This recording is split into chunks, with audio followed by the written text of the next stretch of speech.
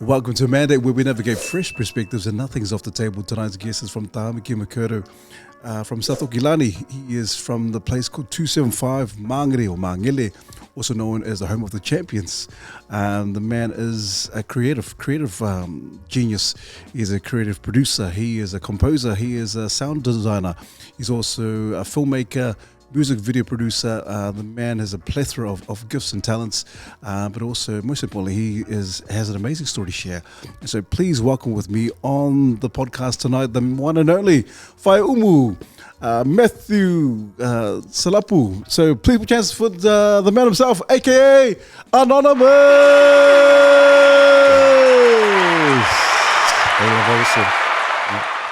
Oh man, thank you very much. Also, thank you for coming out tonight. I know it's a bit chilly out there tonight, but also it's kind of rather late. I know people could kind of find it a bit hard to come out on the podcast in the evenings, but also just to start the ball rolling, because I know we had a bit of a chat just early on, and I guess we can touch on that later on. But just to start the ball rolling, because I thought, I checked out the website and it said three things. You have kind of like in terms of your names. You have your chief title name, which is Faiumu, and then you have I saw the website the government New Zealand name, which is Matthew Salapu, and then your artist name, which is obviously Anonymouz. And so, what do those three names mean, or what do they represent? But more so, how do you balance, or do you feel pulled between those identities? Yeah, e pa I whaka ko mauk, kulonga ia pa I maulunga loa whionga kai whapea fo I Johnson and peso song mele ko awaska kalangwang ia fiafi. Thank you for the intro, also appreciate it. I guess that's me speaking on my Faiumu name. In terms of names, I often talk that I have a complicated relationship with my name, with identity. So those are the main three. So my New Zealand government name is Matthew Salapu. My mother is Saili. She is from Salonga in Savaii. My father is Faiumu Tumua from Tanga in Savaii. And they moved here in the late 70s, had me. So New Zealand born, that's my New Zealand name. As a creative in the industries, I'm known as Anonymouz, spelt the Z, as you do with the hip-hop spelling. You switch it up.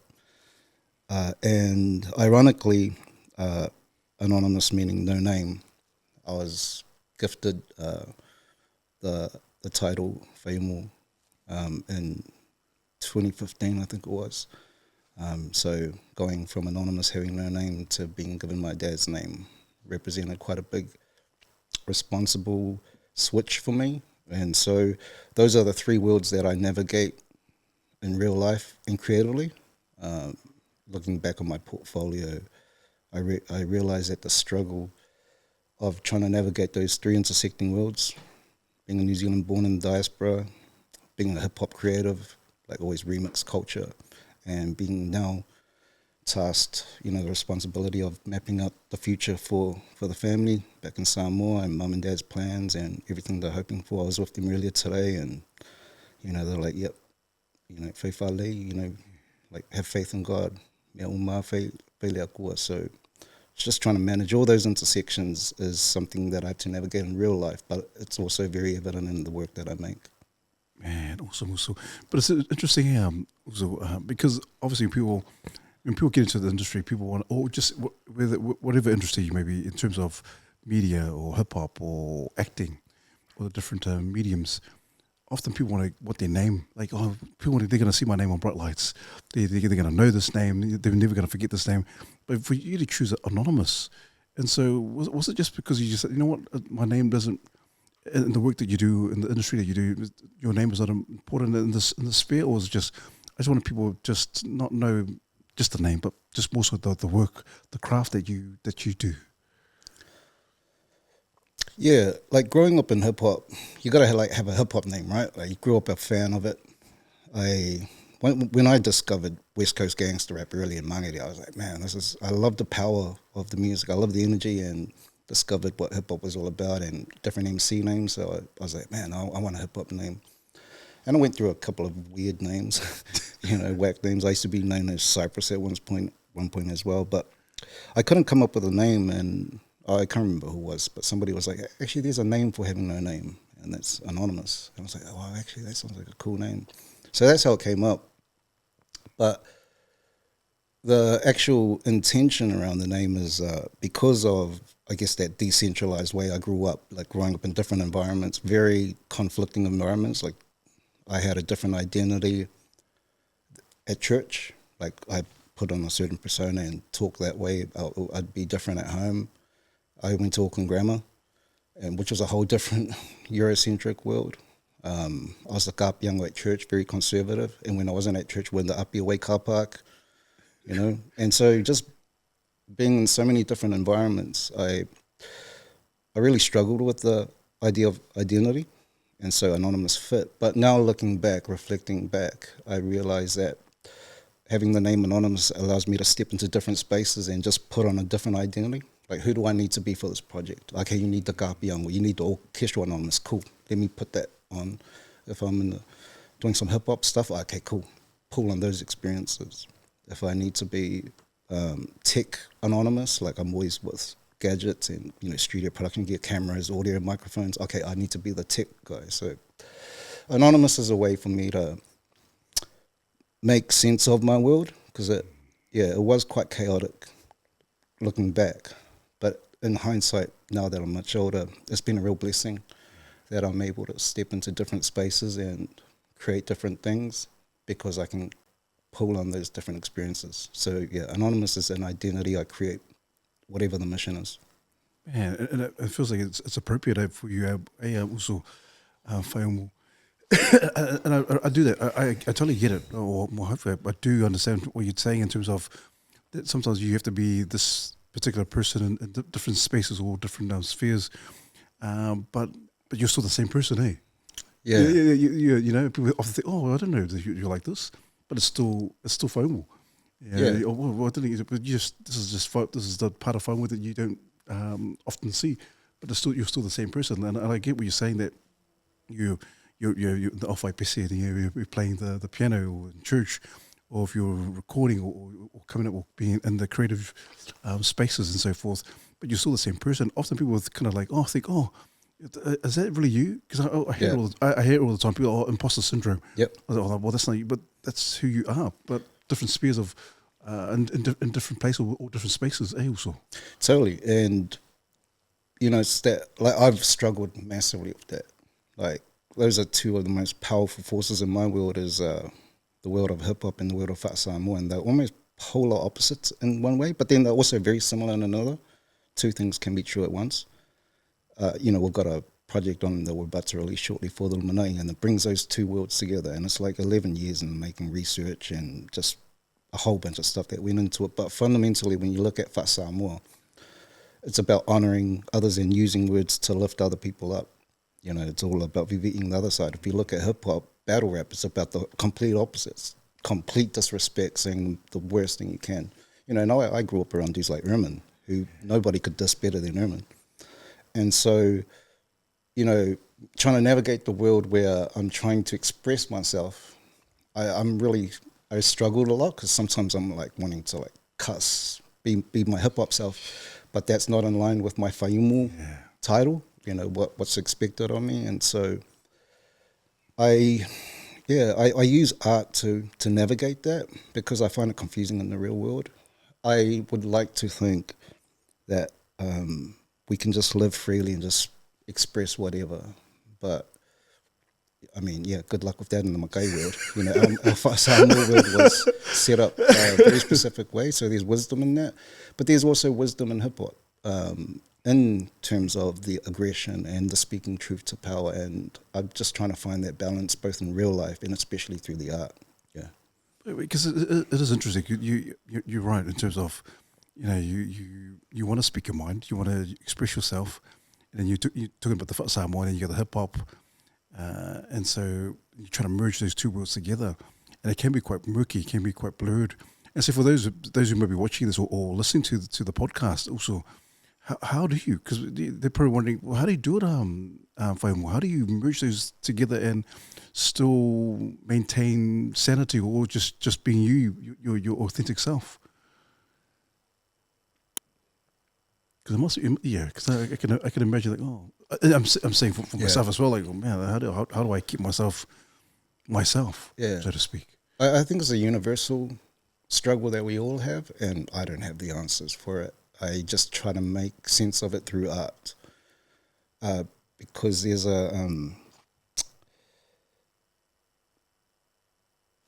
there's repercussions in both worlds. Like I've been involved in, hip hop industry drama and the things that come with it, being so, where people have spoken their truth. And then, we are very well aware of how Samoa can get real political and drama. So there's that weighing of what you want to authentically express as well as an acceptance of consequences from said expression. And so I think in my experience, it's not a clean answer. There's no right or wrong way. I think everybody just tries to navigate life the best that they can at any given point, and you just got to make a call whether, for me it's a sliding scale. Am I anonymous and I'm going to call this out and say it, whatever it is, be hip hop, or am I going to be restrained? Am I going to control the frame and be fa'aloalo and let it slide and, try and maintain village peace? So I think it's something that we're constantly navigating, and it's never a clean answer. I know for me it hasn't been a clean answer. I can honestly say that a lot of the times I've expressed in the past has come at a cost. And, as Scholar would say, I've made my bed and I lie in it. So we can only just do the best we can, accept the consequences of whether it was good or bad, and self-adjust and make the correct call the next time. That's cool. So well said. Because it's not like a one size fit all. Yeah. So it could be quite complex. And so you said repercussions. And you showed me a clip of for the Illuminati. And bro, I'll be straight up. Bro, there's some deep stuff. Faiumu, that oh man, that I know what you're saying in terms of repercussions, and people get backlash and so forth. People have different opinions. They're going to be some people like, hey, what is this all about? But tell us, because it'll be interesting, because we can go on about the music and your film directing and so forth. But I'm quite interested in terms of for the Illuminati and the whole project around that, and how it could be for some people. Like they might take it, they might misunderstand the whole project itself. Yeah, like for the Illuminati as a concept, it started with me probably as a child. I used to fall asleep and I'd hear my dad muffled in the next room, like, yeah, ole, like doing his Samoa launga, practicing his bars, and it'll be real muffled talking, yeah. And I always used to wonder, what is he saying? Like, and, he'd be doing that all week, and then by the weekend, there'll be like a church event or a function, and then he would get up and he would, speak everything that he'd been rehearsing, and he'd perform, well, not perform, but he would recite all of this prepared oratory with the village behind him. And, so that was normal to me growing up. And then when I started to discover hip-hop, and you see battle rappers do the same thing, instead of an orator to an orator as a makai, you now got a battle rapper versus another battle rapper, and they've got their crew behind them. Exact same thing. So you've got an orator articulating the wishes of the family in the village, and then you've got an MC articulating the pride in the hood that he's from. And so those two worlds to me made complete sense. Like they were very, very similar, but then they were very, very opposite in the way that the language was wielded, the power of words. And seeing, when you hear a good orator, my dad's really, really good, as many of our fathers are. Like it's so poetic when they perform. It is a real captivating performance. And watching good battle rappers like Scholar, like shout out also Milo, salute Mauso, watching them represent Aotearoa, South Auckland, like to the fullest. Like it's the same energy, but very different approaches, because Samoa, you're using words to vivi'i the other side, to honour, completely uplift them, and battle rap was to completely dismantle them. So I thought that was like the strongest concept to build something around. And maybe, I can't even remember now how long, maybe 11 years ago. So I started researching it, and I I knew a lot about the Samoa on a surface level, but I didn't understand it deeply. Like, it was very surface level, just what I'd seen, but I didn't understand it deeply. And so I searched out a program called Anonymouz Samoa 101. Actually, no, reverse it back. I actually went to PEC first, and that's where I first met Lemoa and Musu, who are the two orators in the film. So it's weird how this plays out. And I attended one of their courses, Secrets of a CE, and they started to explain it, and it was really cool. And then, cut a long story short, I ended up going to a program called the Anonymouz Samoa 101 program. They had their second class ever in Onehunga, and I just went along just to research, like learn, because it's taught in English over 11, 12 weeks. So because I was researching for the Illuminati, I took along a little camera just to document it and take notes. Like, I'm full on music producer mode at this time. Like, I didn't do any film or anything like that. I was just only in the world of sound, audio, sonic production, and filming it. They had a Fia night where all the families come and you get to perform whatever you practice. You might be full of sua or and I Gangwai, the tutor, asked if I could quickly edit a video just to show people, what had happened the past 12 weeks.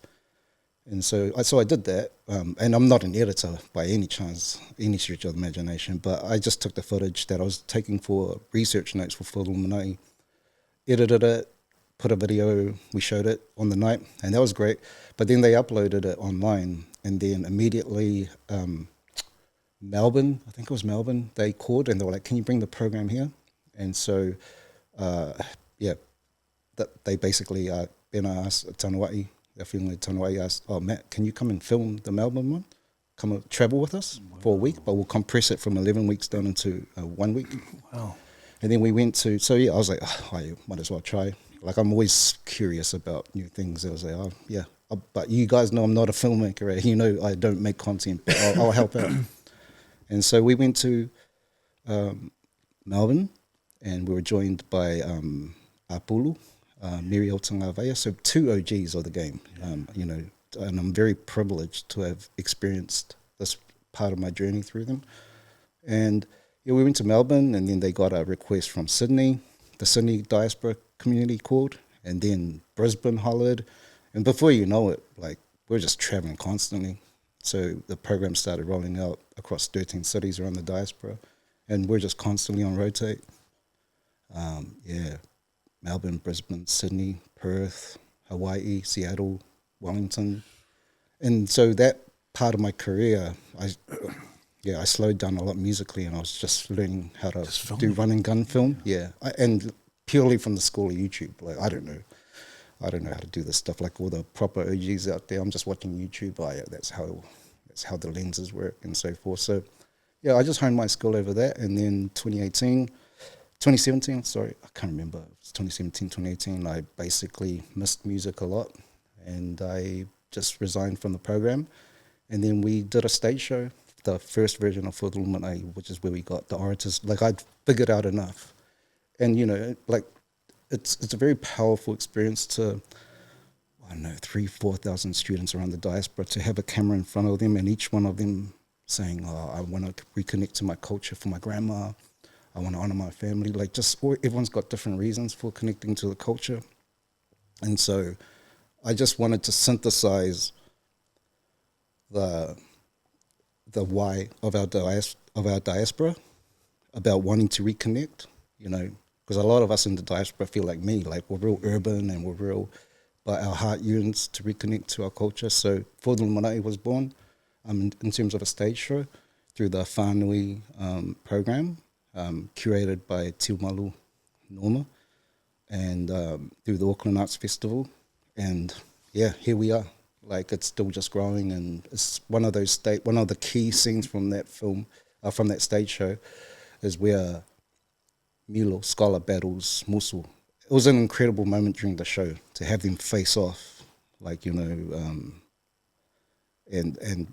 got so much feedback from people going, that was a real powerful moment to have a battle rapper, a bona fide real life battle rapper, really battle a real orator. Wow. And just speak their truth and just have a real conversation, freedom of speech. And so, yeah, but 2 years ago, PMN curated the PMN Moana Reo Fund, where they're looking for language initiatives. And I was like, oh man, this is an opportunity to really spread the language through the lens of hip hop. Like hip hop is just the facade to pull people in, because battle rap is the biggest thing on the planet right now, like through Kendrick and Drake. So what better way to spread the message of our language by Trojan horsing it through hip hop? Yeah. Clever, man. That's really clever, Faiumu, man. Far, because I watched the video clip with obviously Miro and Musu, and I also think, is it like, obviously, is it like not interchange, but also just interchanging in terms of the different worlds, Faiumu, for the like intergenerational. Is it just is it part of what you're trying to do, incorporate, or is it just the two worlds of hip hop and also for Samoa? You know, I'm very privileged because half of my work is just pressing record. The other magic, like I'm just in the seat because it has to be synthesized and come together. But really, my role is to just facilitate the conversation to happen, make sure the cameras are on, the mics are on, and just let them be them, because they are authentically them. Like, it's not for show on a film. Like, Musul really does this in real life. Like, he is constantly on the go. Him and his father serving on the front lines of community, whether he's, he's been the tula whale for prime ministers, or Jacinda Ardern for Fiame, so it's real for him. He doesn't have to, like, we didn't even have to have a script. I mean, we had an outline of a script, and, I'd structured it in a way where him and Lemoa, who's like, head of Pacific languages and so, over at Auckland Uni, I don't have to do too much. I'm very privileged in that way. And same thing with Milo. He's a bona fide battle rapper. I've watched him since 1 Ounce attended. I attended his last show with PFAC. And so to bring them together was just, that's half the job done there. I just hit record and take him to the studio and start remixing and start playing around with it, see how we can flip it, how we can switch it up. Because what are you hoping, in terms of when our people watch this, regardless of if you're not Pacifica, what is the goal? Or is there something that you are hoping that people kind of some of the takeaways in terms of, okay, I got this, I gleaned this, I garnered this, I learned this. What's the key component that you want people to kind of leave when they watch the show?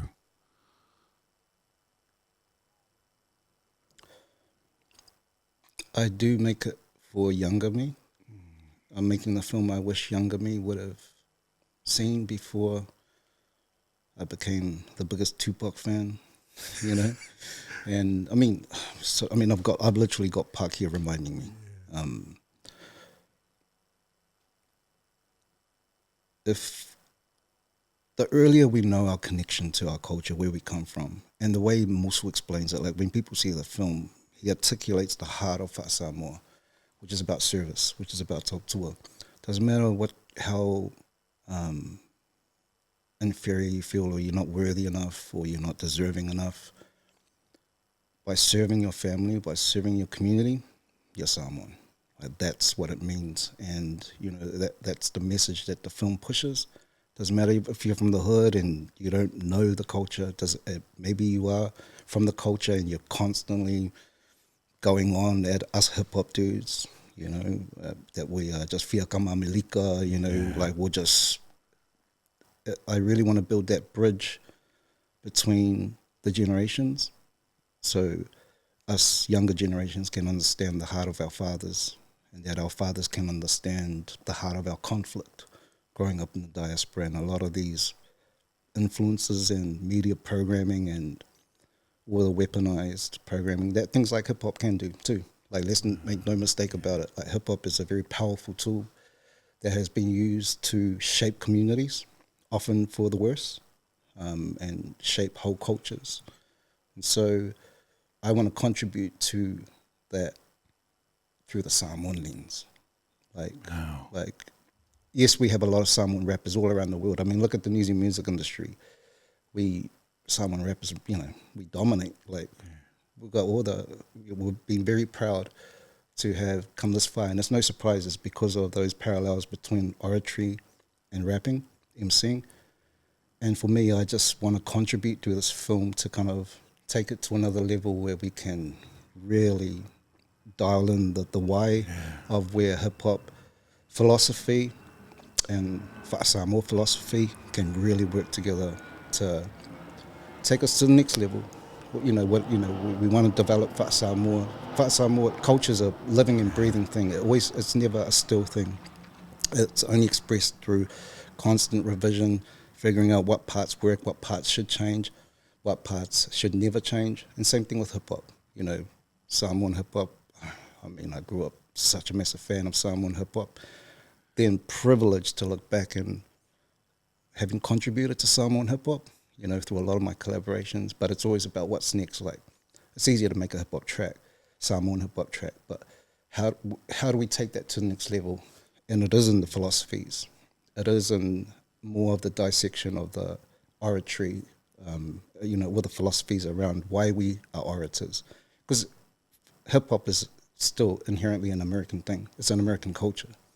It was founded in, New York, and it's got roots back to Africa and all of this. And so it's still an American art form. But Samoan oratory is our art form. So to kind of build a bridge between them, like, I really want the pride that I had growing up in Tupac. I didn't know any Samoan level Tupac, but I watched Milo perform, and he's like my Tupac now. I watched Erman, and he took it to a level, and I just want our Samoan MCs to, we excel all over the world in different things, business, sports, whatever, and I want us to take hip hop to the next level through our lens. Same way Kendrick does it for his culture, I really want us to really contribute to the threads of hip-hop through serving our Samoa. Yeah, I tell you what, also, found with it, this very powerful because, and like you said, philosophical. People kind of, and it seems like you are, not saying, but it seems you're taking it to a very deep level here, Faiumu, because often people think, oh, that's just lyrics, that's just rap, that's just hip hop. But in order for the in terms of oratory for Samoa, the message has to be, you can speak and so forth, but the message has to be clear, eh? Yeah. In terms of communicating the specific message that you have. Yeah, and there's a time and place for it too. Yeah. Like, it's still art at the end of the day. Like, some hip hop is what it is because it is ignorant. Like, you don't want to overthink things, and so there's different lanes, different expressions. But when it comes to Samoa, there's no playing around with Samoa. And I've been in shows or things where people are trying to bend the Samoa under artistic license. And that's something I've had to struggle with this work. It's like, how much do we remix on this? Like, for the Lumanai, like, how much do we play around with this? But ultimately, I serve the title. For the Lumanai means, translated for the future. Yeah. So I'm mapping out everything that I've learned in my journey, good and bad, as a hip-hop fan, as a now Samoa Matai. And I'm like, given everything that's going on now, especially in this political climate and a lot of the things that are happening post-COVID, I have to really balance those responsibilities in terms of, okay, when is it time to be playful and not, like, it is what it is? Or what do I have to really think deeply about? Because we're trying to, like, what we do now has serious implications for the future. And I do think about that a lot, about the Mau movement, stuff like that people were willing to be exiled for their beliefs. 1909, Lauaki Namulaulu, and the 71 others on the boat. They were like, we don't like how the Germans are doing this. If it goes this way, continues to go this way, we're going to lose our land, we're going to lose our language. So they had to draw a line in the sand and literally be exiled. They're willing to do that. Same thing with, the second version of the Mau movement, 1928. They're willing to march and, towards them, they literally got shot from their balcony.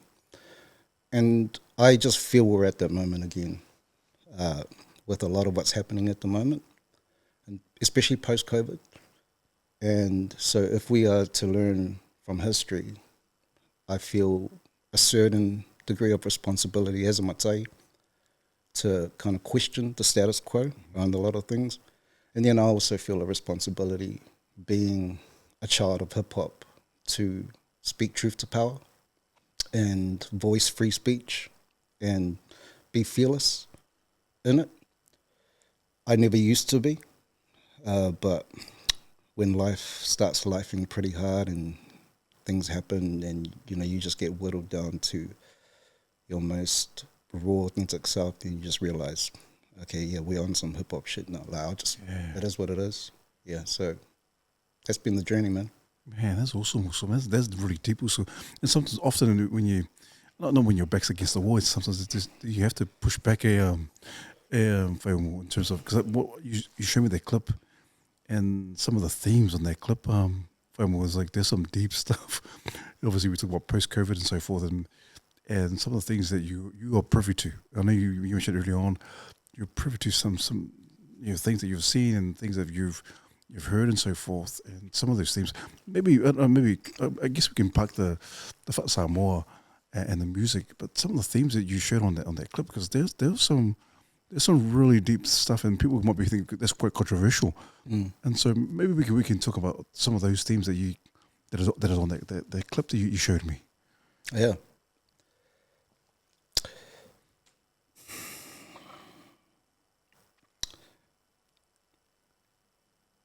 I regret getting vaccinated.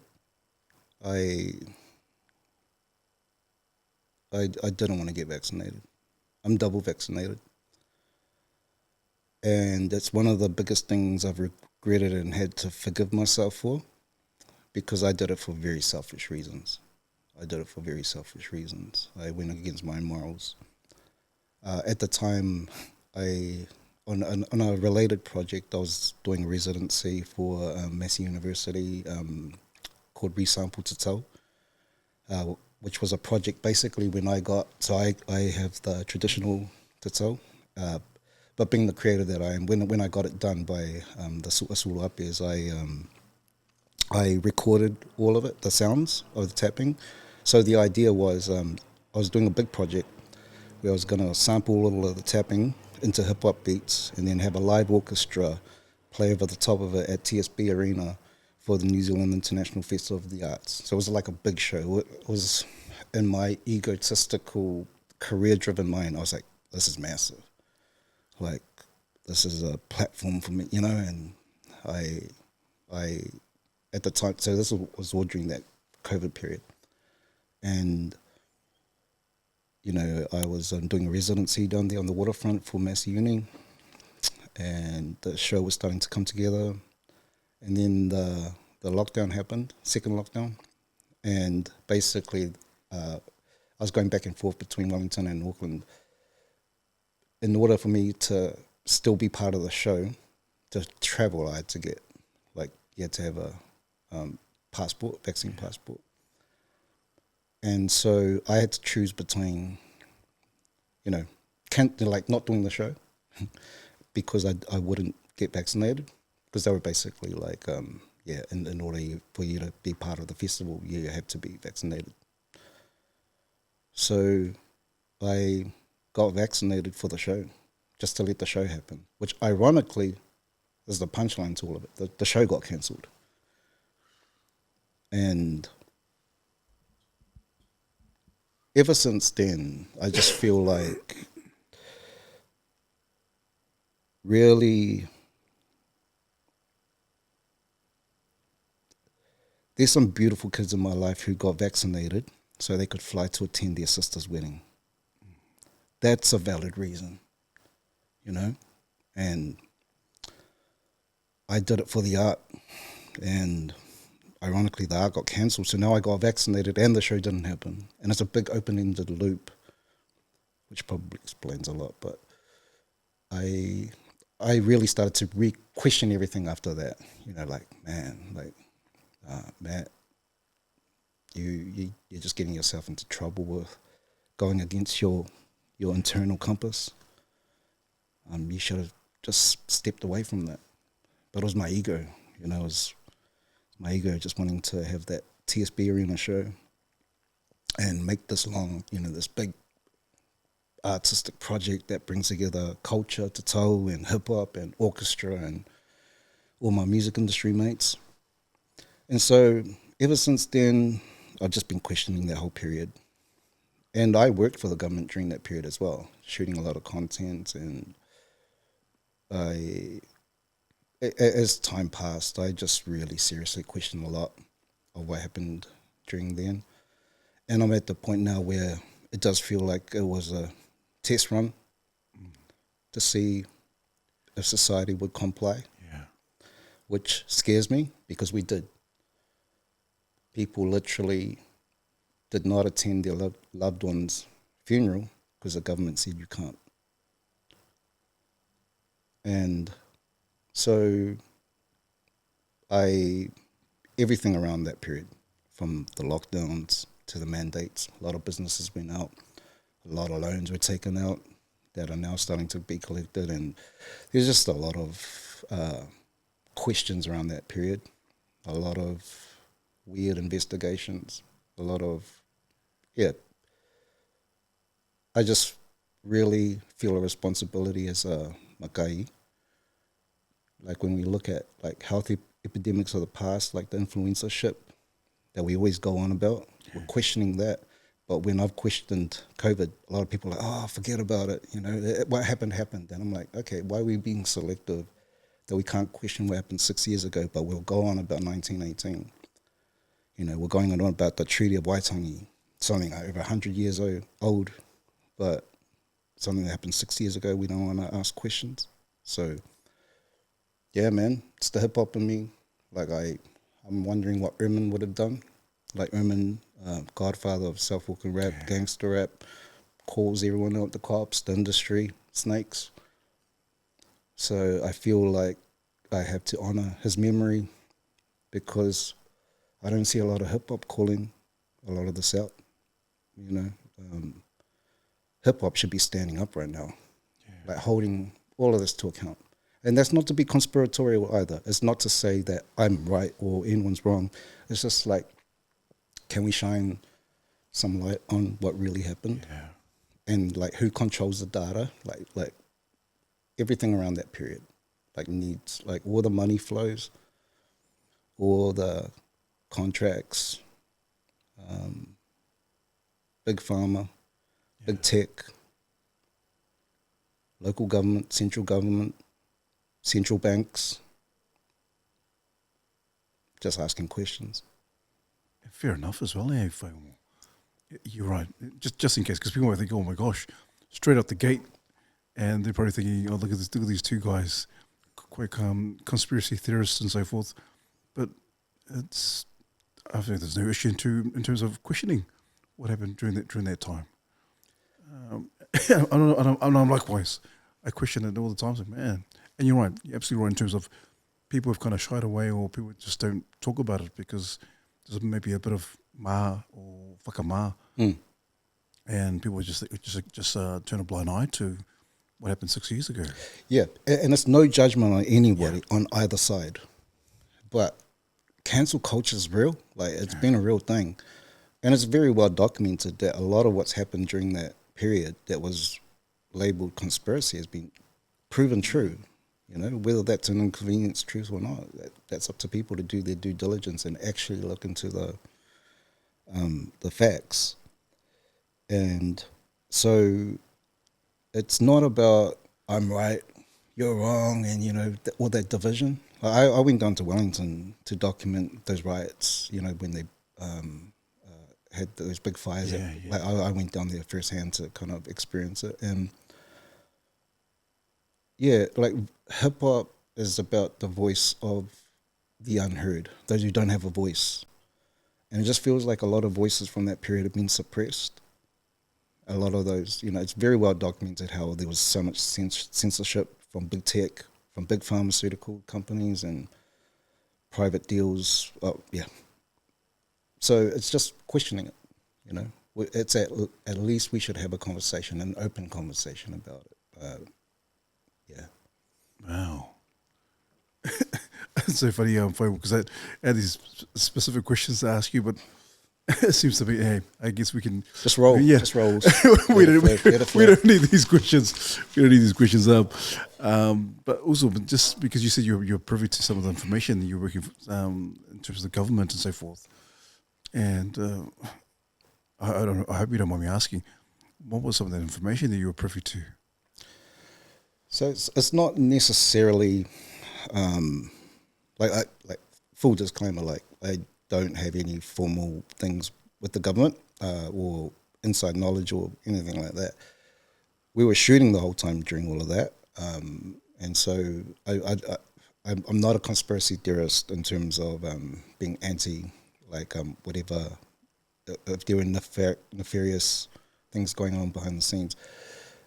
I'm very since then I've been heavily into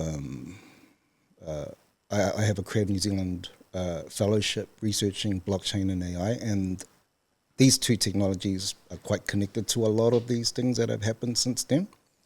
Like when we think about government overreach or digital IDs or vaccine passports, tracking things are all related. And so I guess in like my world as a producer, like you kind of step back and you put pieces together. You're like, okay, that's the audio, that's the sound, okay, that's the visuals there. We need to edit it that way and so you kind of take a macro view as a producer. You take a macro view of different things. And so my opinion is formed from that perspective of having, I've done a lot of work for the government, and I know people have served for people in the government. I've done work, for Jacinda and some of the beautiful work that she's done too. Like, two things can be true at once. I question a lot of her leadership during that period, but I also can say that she's done some beautiful things for our people, and there's some really good people in there as well. But I look at my experiences in that. I look at experiences I've had in the past year tracking the digital asset industry, blockchain. I literally have a block on a chain. I inscribed it for Cross yesterday. And have heard the new industry that's being rolled out, the new finance system that we are currently in. The money, all the world politics, everything's converging at the moment. I think everyone can sense that there's a real shift happening with AI and money, control, jobs. And I mean, you look at COVID, it's just been a constant reverb from that impact. Like, the impact of COVID is still reverberating now, and it's starting to really pick up in terms of societal control, money systems, jobs, technology. And so that's more of the view that I have, is kind of drawing my own logical conclusions from educating myself in the digital asset blockchain space, knowing what's happening with AI deeply, knowing what was deployed government-wise in terms of tracking and big tech censorship through Meta and a lot of that stuff at the time. So, that's a long answer to basically saying that I don't proclaim to be directly in knowledge of any dodgy behavior, but when you draw the natural conclusions, when you step out and you look at the relationship between technology and finance and local government, a clear picture starts to take shape. Wow. Because you mentioned early on compliance. They were quite compliant during the lockdowns and so forth. And so you mentioned that it was a test run. Yep. Are we talking about a test run in terms of mass control? I don't know. Maybe we just throw it into the mix. And the compliances. Why do you think people have been so compliant, especially in that time, in that specific time, in that period? Yeah, I mean, that's an individual question for everybody. Everybody has different reasons, and I've got to keep stating this. There is no right or wrong way in terms of how people reacted. Like, I'm not passing any judgment. I mean, I'm passing the most judgment on myself because the way I went along with it, I was doing it for the art. I went against my own morals just so I could have this big stadium show, which never eventuated. Other people, and that's the way I reacted. I reacted creatively. Other people would have operated out of fear and would have complied because of fear. other people, I know some people who just did it just for KFC. Maybe we can touch bases on that, Faiumu, because you're right. Because it seemed like during that time, our Pacifica people Yeah. were targeted in terms of get a steak and cheese pie, and then get some KFC and so forth, and you would have our people line up, and it seems like it was an easy way for our people to just okay, sweet, or vouchers, or And that's not judgment on them either. Like I can imagine there might have been people out there that didn't have any dinner, like that was so out of job, and man, if I have to feed these kids by taking the vaccine, yeah, cool, sign me up, you know, and yeah, everyone's reaction during COVID is completely theirs. Like there's no right or wrong way to respond. Everyone's human. We're all trying to navigate. I mean, it was a chaotic period. If we zoom out, the world shut down. That's never happened in our life, where the whole world just shuts down. So how do you react to something that's never happened before? There's no right or wrong way to react. So, you know, I always have to use that as a disclaimer. Anything I say here is not trying to pass judgment on anybody who did, anybody who didn't. I can only speak through my experience, which is quite a unique experience because I was working, shooting a lot of all the Pacific Island content. You know, we were subcontracted to do, all the government Pacifica messaging during that period. So I'm serving the government just because in 2026 I'm criticizing or at least asking for accountability.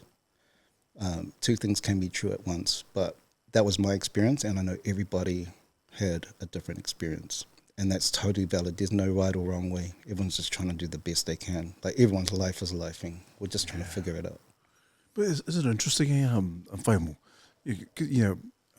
During that time, I remember they were targeting, not targeting, but more so there was more of the Pacifica, our communities, our Pacifica Māori, KFC, vouchers, free pies and so forth. Yeah. Don't you find it quite interesting that they would target us in terms of giving our people these kind of options in terms of getting us to get the vaccination?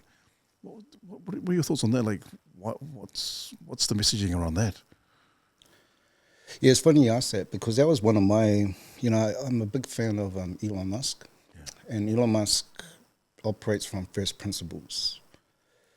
And so I always try to work from first principles when I encounter a problem. And I was like, okay, if this is a health issue, we should get healthy. that's what I mean. They're promoting to get the jab with KFC, and it's all about health. Yeah, don't be about that. The food that they're promoting is not healthy. And I remember one of the first pieces of content that I made, because I had to submit it to them to clear before they put it out on socials and TV and radio and all of this. But I remember making one piece of content, and I was like, okay, what do you have to do to really strengthen your immune system? And it was like sunlight, or the usual, sunlight, like regulate your nervous system, or vitamin D. And so I made a piece of content. And I remember some of the review process, they're like, oh, that's not scientifically, you can't. And I was like, man, this is common sense, some of this stuff. And so, yeah, it just started becoming weird for me, like a lot of the messaging in terms of, seeing a lot of that pushed. And look, it is what it is. I'm only good at creativity. I can only imagine the battles that politicians have to kind of navigate, in terms of towing the party line as well as paying the mortgage, do your job, and you just got to kind of roll with it, especially at a disruptive time like that. But yeah, like I said, everyone's just trying to figure it out. There were a lot of musicians at the time that were taking the bag, like getting paid to do vaccine concerts and stuff like that. And there's absolutely no criticism of that. Like, I can see how people would be like, people are selling out. But I'm like, no, like, we're all trying to pay the bills, and so it's a really nuanced conversation. It's a really nuanced conversation. But I think as long as people speak their truth, especially that we know that people speaking their truth at that time got cancelled. I spoke my truth at the time, and to a certain degree, I feel I've been, to a certain degree, cancelled to a certain degree. But I mean, that's not necessarily true. That's just my perception of my relationships within the industry, within different industries. And we can't help who we are. We can't help the people we're related to. We can't help the institutions that we're close to. So, you know, I often say, you know, I'm a walking conflict of interest. Like, and I can't help that. I can't help being who I am, the baggage that I carry, the flaws that I carry, the mistakes I've made.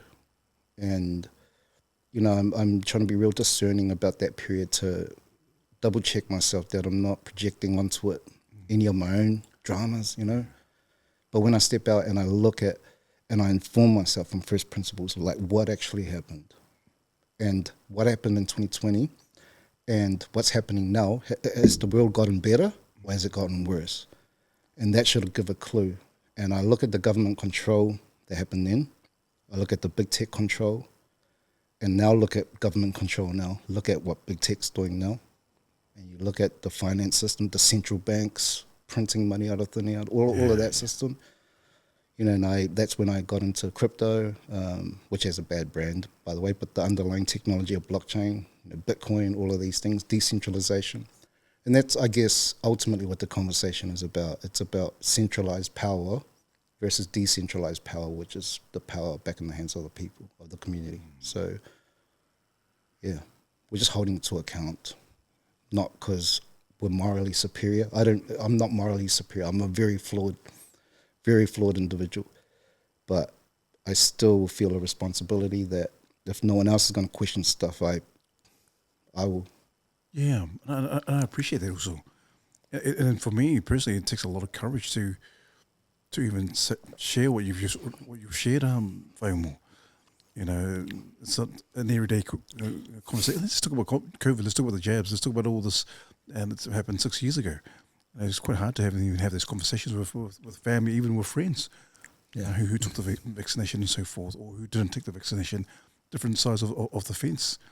But what's been the greatest learning? Because you're right, freedom of speech. They talk about freedom of speech. You know, speak your mind, and I think there's nothing wrong. There's obviously nothing wrong with just questioning. Yeah. And the hope is that when you question that, you know, okay, you get an answer instead of like get fobbed off and no, you just toe the line. And so, but what's been the greatest learning, or your learning thus far, with all the whole 6 years in COVID and so forth? What's the thing, the key component that you've learned around this whole ordeal?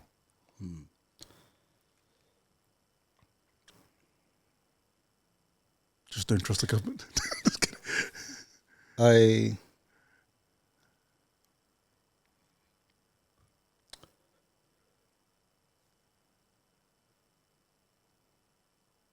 We have to reign in unchecked power. If COVID was bad then, which in my mind it was, it's exponential with AI and tech now. Like if that was the overreach and control back then with the technology then, in this current climate, the alternative should not be an option. Like we have to. My biggest learning is that we have to push back. We have to hold our ground as society, as sovereign individuals. The old battle of sovereignty for our ancestors was a physical one, physically holding onto our land. In a digital reality that we are in now, where everything's moving digital and artificial, like that battle is now a digital sovereignty one. AI, which is reshaping the world exponentially, is only as good as the data that was trained on. Who controls the data? Who controls our stories in terms of our histories? When you send any request off your phone, it's going straight through American and Chinese servers, and it's training up their models. We don't own any of our data. And so you can imagine a future where AI's already run out of data to train itself on. So in a generative future where anybody can generate any fake fact, any fake version of culture that then becomes training for the AI to learn off, you can very quickly see the dilution of culture, the dilution of what is authentic truth. And we can't let that happen. And so it heartens me to see a lot of people starting to be quite sovereign, like really start cutting off these AI companies at the knees and start building their own data servers and closed models. And I'm meeting a lot of awesome people in the space, in the AI and blockchain space. Like I've been deep in it the past year, really trying to educate myself on the front lines, like with those who are on the front lines about what's actually happening.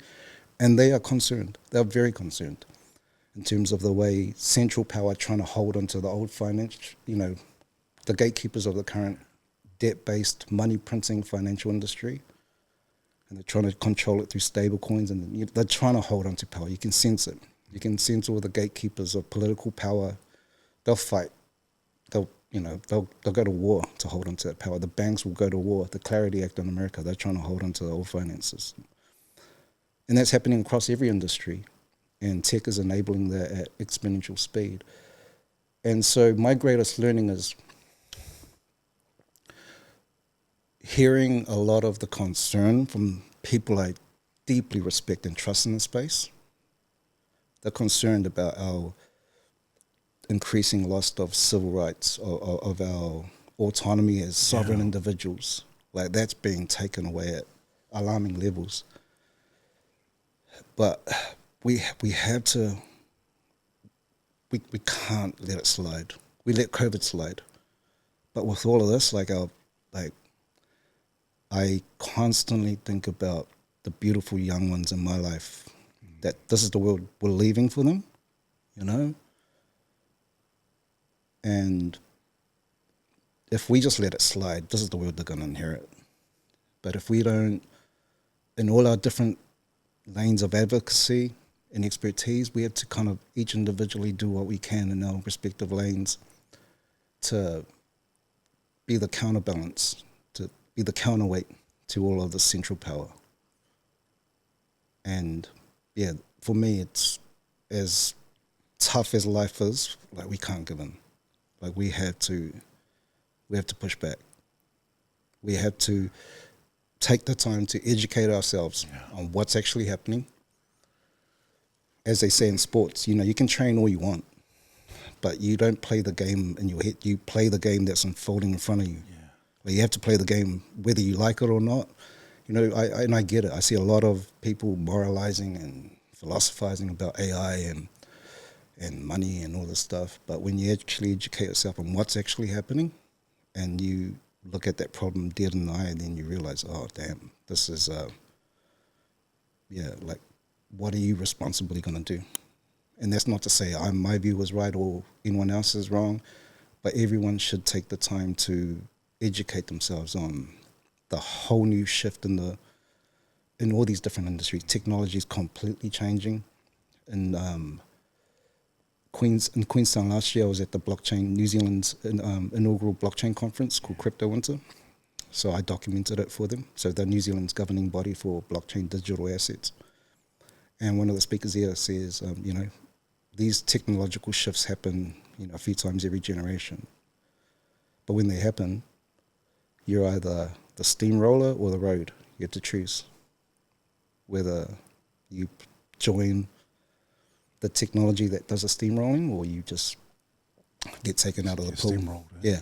And so we have to be very, in my mind, in terms of advocacy, we have to take a hard look as the diaspora, as Pacific, Moana, Indigenous people, look at what's really happening across all these spaces and make some serious moves.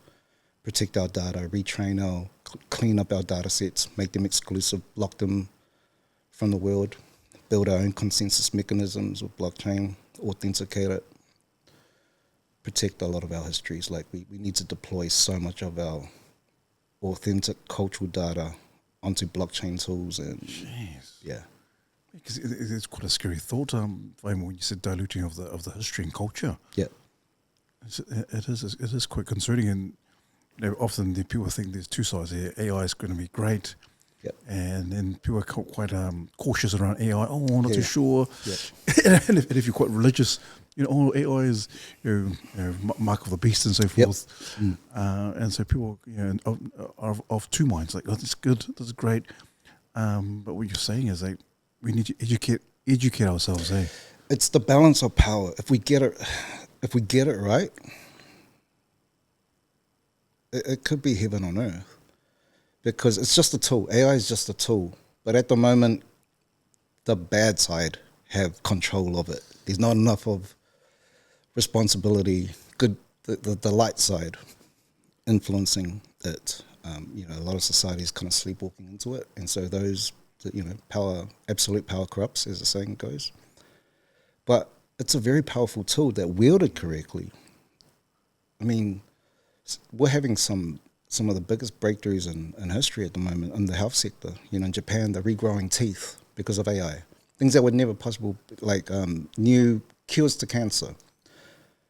Who doesn't have a loved one right now that they would love for their life to be extended, and through better treatments, cancer treatments, and all these types of things, I'm excited as a creative storyteller for what AI can use. I know there's people on both sides of the equation. Some people hate AI, real doomerism, and some think it's the greatest thing ever. To me, I sit in the middle, just like I sit in the middle of Samoan hip hop. Yeah. It's just the tool. I use this example a lot, but it's a knife. AI is a knife. You can use a knife in the hands of a master chef. It'll create the most exquisite, beautiful meal that will sustain life. You put that same tool, that same knife in the hands of a murderer, and it kills life. But it was the same tool. The only thing that was different was the intention of the person. And so I have this saying that I kind of use as my own philosophy with AI, that your intent precedes the prompt. Like how you choose to use it is that's the energy you're putting out, input and output. And so I always advocate to people like, I'm not either side. It's just another tool to me. The same way I reach for a microphone if I need to get a certain outcome through sonics, or I reach for a particular kind of camera or a particular type of lens to get a certain outcome. That's how I look at AI. I use it intentfully, and just as important as knowing when to use AI is knowing when not to use it. And I think that's critical more than ever, because as humans we grow through effort and hard work and being present. The more you outsource your thinking to silicon is one less neural pathway that you had to grow from as a human. And so the more we rely on AI, ironically, the dumber we get, because we're not firing off our neural pathways, because we're outsourcing it to silicon servers in Japan or in China and America, And I had this experience too in the studio when I was making for the Illuminati. I was trying to create this image, this AI video of the camera panning back from the mountain through some trees. I was prompting that for like 2 hours, and I just couldn't get it to look right or feel right. And then I realized, like, this would have just been easy if I just grabbed the camera and went and filmed it in real life. Real life. And so that connection to real life is critical more than ever now, for two reasons. One is if you've never actually been in the mountain and know what it feels like to have the breeze on your face, to know the smell, in AI, generative, like you're never going to know what the threshold, what the benchmark of what's real, because you're spending so much time in the digital. And look, we're all addicted to our phones. We're becoming so addicted to the synthetic digital version of life that we're starting to lose our polarity of what actual life is like. And I'm the first to put up my hand, like, man, even as a serious creative professional, like, I distract myself all the time on my phone, and I just get lost in a doom scroll or whatever. But life is where the magic happens, and so the more I actually think AI is one of the best things that ever happened to the creative industries. And people are like, hey, it's so disruptive. I know so many people have lost work, and I get it. Yeah. I understand. Even for myself in the current thing, it's our industry's been so disrupted. But the silver lining of it, in an age of where anyone can generate anything, where creativity is so democratized, the only differentiator is our taste, is our curation, is our personal perspectives. And so if you're a musician who relies on Suno to make music, you're at the mercy of your subscription. Like if Suno ever cut it off, now your music doesn't exist. Gone, yeah. But if you're a real musician who actually spent years learning how to play an instrument, or maybe you're a painter, you learned how to paint, it doesn't matter whether AI is around or not. Your art still exists because you put in the time and the effort to learn, to fall over, to try again, to stumble up your scales and arpeggios. And I used to play piano in church as a kid, and I got a hiding once for not reading the notes because I was putting too much Jodeci R&B notes in the Pese Local. Got smacked up for it. But I look back and I appreciate all those human experiences connected to my art, I don't know if you've seen the movie My Name is Pati, Tena. It's the sort of meal. Yes. Awesome movie. Yeah, so I grew up with those sorts of mangi de Mikokisi. I contributed to the soundtrack and I've got a feature in it. But what was really reminiscent for me from that period is we were trained in church to, like, every week we had to come up with a new arrangement, new songs and so forth, under the threat of violence, getting a hiding and so forth. And so even though that human experience wasn't appreciated at the time, by the time we actually got into the industry, we were moving at 3-4 times the speed of everybody else because we had been trained through your craft. Our craft, yeah. So, because we've been turning, like, fast turnaround in church, in the real industry, we're like, this is easy. Well, not easy, but like, we're being conditioned into hard work and output. And so that's, I look at all our human experiences, maybe it's just me being older now, a lot of those things I used to complain about and be all anti-establishment with church about, I look back and I'm like, oh man, I get it now. I appreciate it. I appreciate all those human experiences. And now that AI is here, I appreciate it more than ever. And I'm always advocating for people. Yes, there's a lot of discussion around AI, but the law of physics, for every action, there's an equal and opposite reaction. So the more we're talking about AI, the more we need to get out in the real world and talk face to face and play a sport, climb a mountain, sit down and actually listen to music. And just be present, Present. Absolutely, be present. Yeah, we've created a new initiative called SLS. It's a music listening room above the studio, but basically, very simple concept. It's just people coming together just to listen to music. Because, in this day and age, anyone can press a button and make a song,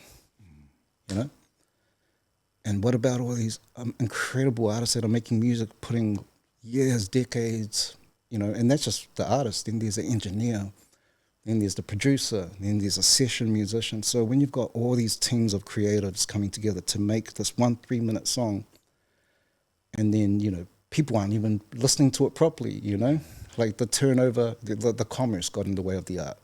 People will listen to a song once, well, yeah, whatever. But we're not sitting with the classics and really appreciating the human art and things. So, yeah, that the conversation around AI for me is a real counterbalanced one. Like, it's just a tool.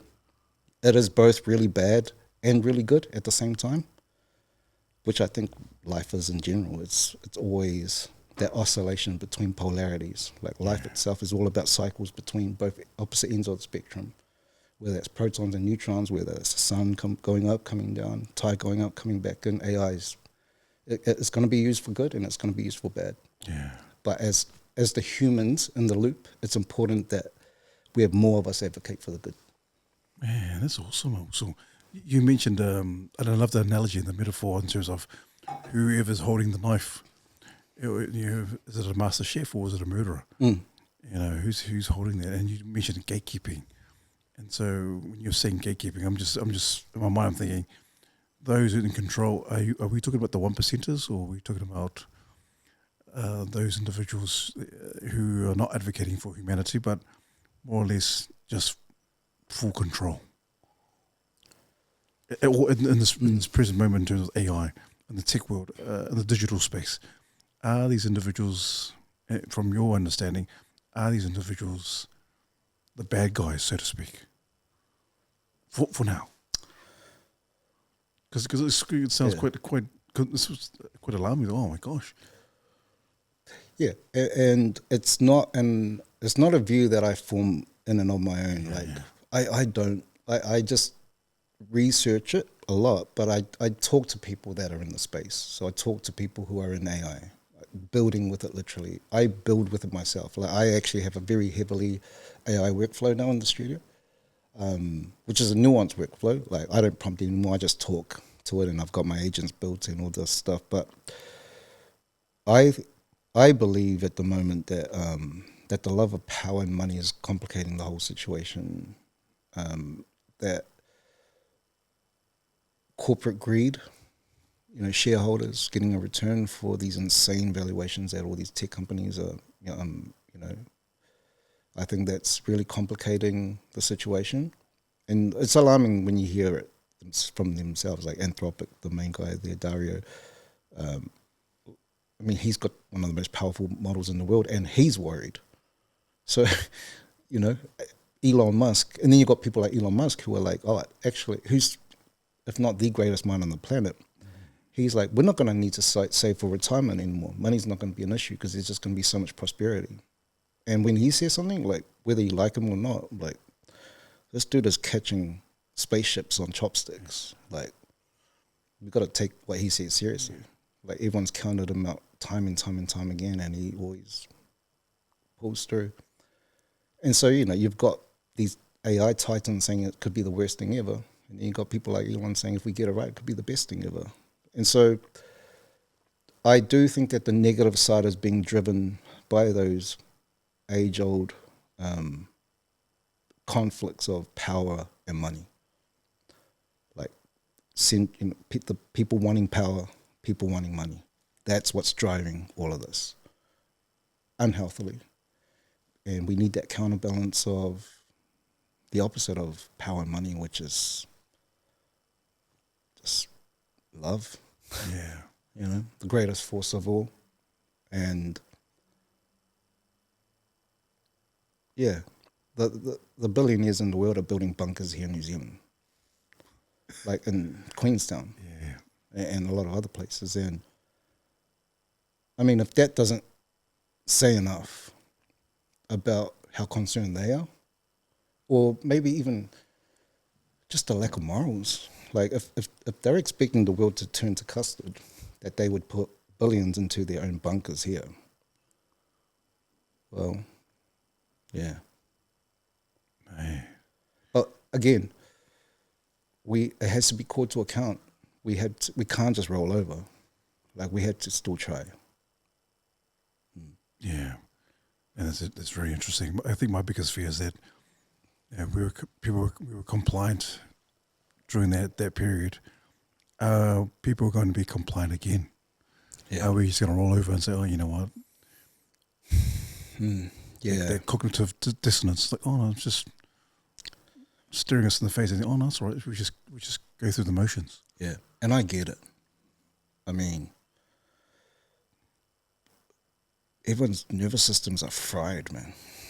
Mine is fried. I'm repairing it. I go through my cycles, but everyone's going through so much stress. Sometimes it is better. Like, it feels, to cope, you just be compliant. Like, bro, it is what it is. It is what it is.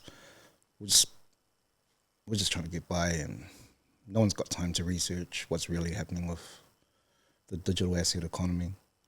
It's funny. Like, for example, like, I talk to a lot of people about Bitcoin and crypto and stuff, the new form of money, and they're like, oh, it's not a real thing. It's not. And yet our biggest exchange here in New Zealand are the sponsors of the Warriors and all the Super Rugby teams, Swiftix. So anytime you're watching the Warriors or watching Super Rugby, you're watching a crypto exchange. Like, they're the sponsors. Wow. When you're watching the Tour Samoa, Tonga replays, it literally goes, they rewind and it's got Swiftix right there. It's in our faces, but no one's got time. Like, we just see another logo.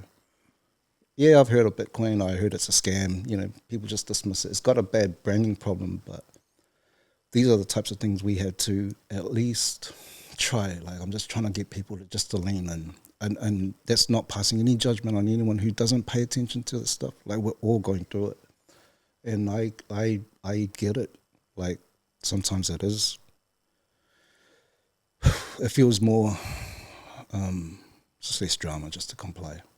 Yeah. And, I can't morally sit here and say that was the intention from the big tech companies and governments to beat us down until we comply. Maybe it is, maybe it isn't. I can't judge. I don't know.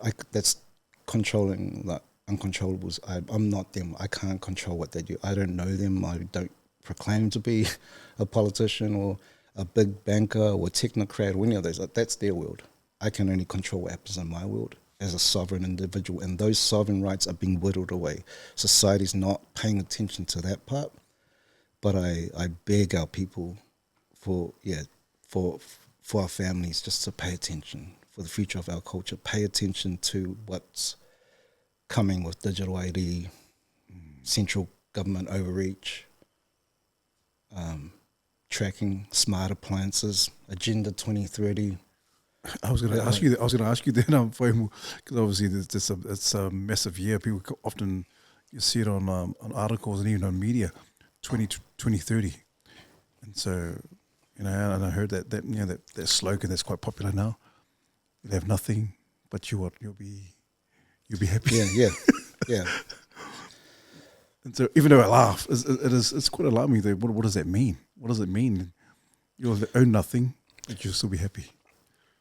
So, yeah, I mean, once we release cash, and we start getting biblical here, with cashless society and mark of the beast and all of that. But God's greatest gift to us, I believe, is free will. He's still such a loving God that he let us choose. Like, he told us the rules, but he let us decide whether we bite the apple or not. It was our free will that he gave us. So as free, sovereign individuals, that's what it means to be human. With these systems, we lose that because the technology, the way it's shaped, controls everything. So, if you have a electric car that is completely connected to the internet, and they can decide whether it works or not because it's plugged into the system, now you're not a sovereign driver. In China, if you criticize the government, you'll go to hop on a bus and you get banned. You're stood down for like 2-3 days or whatever. And the way these tools are increasingly being set up is so that they can monitor and track everything in real time, and more dangerously, because they have such massive data sets with AI, not only can they track behavior, they can predict it. And if you can predict behavior, now you can shape it. And as sovereign individuals, we can't let that slide. And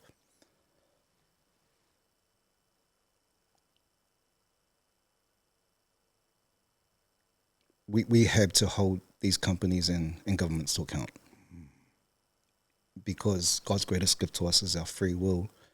But if our free will is being weaponized against us through the technology, then that's a very, very dangerous place society is heading in, and it's not one I want any of our kids growing up in. And so, yeah. Man, that's some real food for thought. For a moment. And It really is. also, I just have to disclaim this too, because I know a lot of this can be, it's not necessarily my own views. I mean, these are my views, but because I have to be in the studio. I can't keep myself super informed across everything. So I talk to those in these spaces, the industry people, those who are lawyers negotiating the CBDC between the government and the central banks, who know blockchain technology, decentralized autonomous organizations, tokenization, all of these things that I don't have time to go on depth about. I get the fundamentals of it, so I understand how to cross-pollinate them, integrate them, build them into my art. But I don't proclaim to be a specialist in any of this, but I inform myself by talking to the specialists and embedding myself within these industries, which is why I've been talking to the blockchain people and like right there with them, seeing what's happening in terms of what's happening in the building space, how it's being regulated from the other side, public and private partnerships, all of that. Same thing with generative AI. I use it all day, every day, like you've seen some of it in the film. So I just really want to make that distinction that a lot of what I'm sharing tonight does not come from a place of theorizing, or trying to be a conspiracy theorist, but it comes from a place of informed opinion. Opinion, but informed conversations with those who know, much smarter than me and all this stuff. And so I just want to be a voice for our Pacific Islanders, that I'm not here trying to like alarm people and stuff, but if these people are alarmed, we should be alarmed. You know, if these Balangis from the Western world are concerned, and they hold the current frame of a lot of these political systems and financial systems, if they are concerned, how concerned should we be as Indigenous people who traditionally have been at the mercy of technological changes and political changes? Wow. You can imagine the ripple effect there, Faiumu. And especially for those of us who are probably not educated or not informed or not even aware. Yeah. And I can imagine in terms of compliancy, people like, if you're not informed, oh yes, we is whatever the go is, we just follow suit. But I, like you're saying, and I know you and I I've been very impartial. Hey, we've been very impartial. When I like chat, what I'm saying is the absolute go, is all the absolute truth. We're just sharing some of the thoughts, and you're saying that this is some information that you have received firsthand. And obviously there's vast information out there on YouTube and research, and you can decide for yourself. Hey, but I think it's very interesting what you're sharing, because if we're not informed, and what you're sharing, and what there's maybe countless people who are in the know, who are very worried, and if that's the case, then we need to do our own research. We need to go out there and say, hey, what's actually happening, and not be afraid to challenge or push back. Yeah. You know, there's that saying, you don't see the world as it is, you see it as you are. And because we all have biases, we all have different experiences, different backgrounds that shape our view, our lens that we view things through. So a lot of this information is all out there, and whether people choose to consume it or not, or educate themselves, I mean, that's one. But then the way that they interpret this information will be you might be a person who just relies on government, and so it doesn't matter what the information is. You're always going to be team government. Government rescue me, look after me. Or you might be a conspiracy theories completely anti-establishment, and so it doesn't matter what the facts are. You're always going to view it through the negative, you know. But that's that power of discernment. That's that power of God gifted us free will. That here's the information. Choose to do with it what you will. And so that's how I choose to, for both all those different identities I talked about before. I have a responsibility as a concerned citizen that is really worried about the world. Matthew Salapu, New Zealand born. I'm concerned for Nala, Arcadia, Skylar, Kaiomi, real people that, I'm concerned for the industry. I've grown up, I've given so much of my life to the creative industries, and I'm seeing it so disrupted at the moment. There's a lot of corruption in the industry, music industry, film industry. It's like when the broken systems. And so I have to advocate at this time to kind of how do we make it a better system? How do we navigate AI? So that's Anonymous, and then ultimately Faiumu. I look at all of this and man, how does this play out 100 years from now? I had a crazy realization with Furulmanai. There's 3 parts to the film. Part 1, orator versus orator. So it's a whakau. Musu and more battle each other. And there was a part, and part 2 is like battle rap, and that's scholar. He does a monologue. And then the 3rd part is where the winner of the whakau, the orator, battles the winner of the hip hop, so it becomes Musu versus scholar. But just to go back to in the Makai, this is a really classic example of life imitates art, art imitates life. Lemoa he represents the district of Balauli in Savaii. My father, Faiumu, he was trained in the Samoan by his grandfather, who was the inaugural member of parliament for the Balauli district when we became independent in 1962. And so I look at that connection of my real life and my art, and now there's a whole extra world of responsibility there. Because I think about independence, like zoom out on that. What does it mean to be independent? First Pacific nation to regain our independence. And my great-grandfather was the representative of Balauli. Wow. That's him on the left in the photo. I shared it on socials. And here I am many generations later making a film that's fighting for independence. Hip-hop is about independence. Now we have AI and all of this disruption, and that fight continues, trying to maintain our digital independence. They fought for analog independence, we're fighting for digital independence because the digital impacts the analog. And so,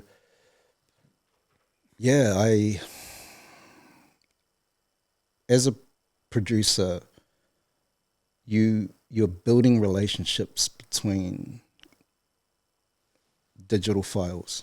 You're saying in music, when this kick hits, I want you to duck that bass line, and you build the threshold and the limiter and the auxiliary send, and you change this to make this thing do this.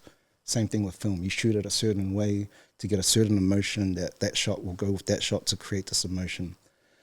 And when I apply that same frame to the way AI is being rolled out and seeing how they're building it from that producer mind, that's why I'm concerned. Here's a classic example. I went down to the AI Creativity Forum in Datacom in Wellington, and they had New Zealand's chief censor share an alarming story. His son he's a gamer. He plays video games. I can't remember the Call of Duty, or it was one of these shoot 'em up games. And his son told him, so those games they use what's called a Steam engine. It's like a server that controls all the games and so forth. But that company, the Steam engine, had been filming every single game for the past, I can't remember however long, years.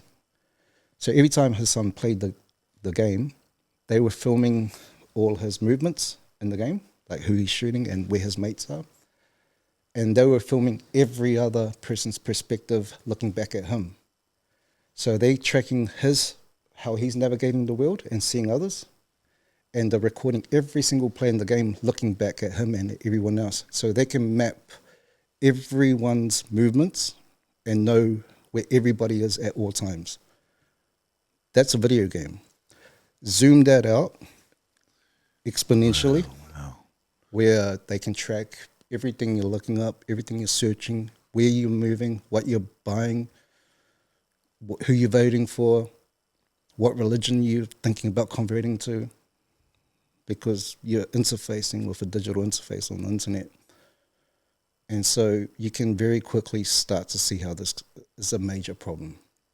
And but that's the game happening in front of us. So how do we counter that?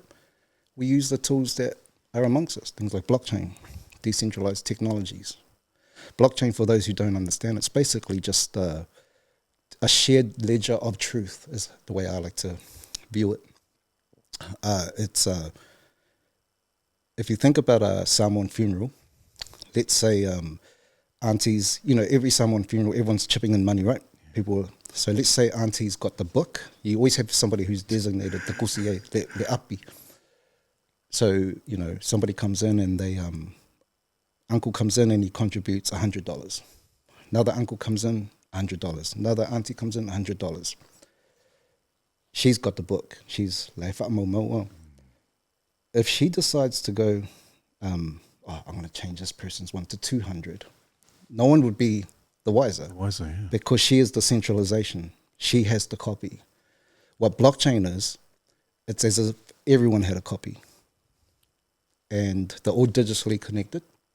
So as soon as you change something on one, everybody sees the change. Notified, Yeah. And so if, blockchain technology, it's like different computers. So just replace the API.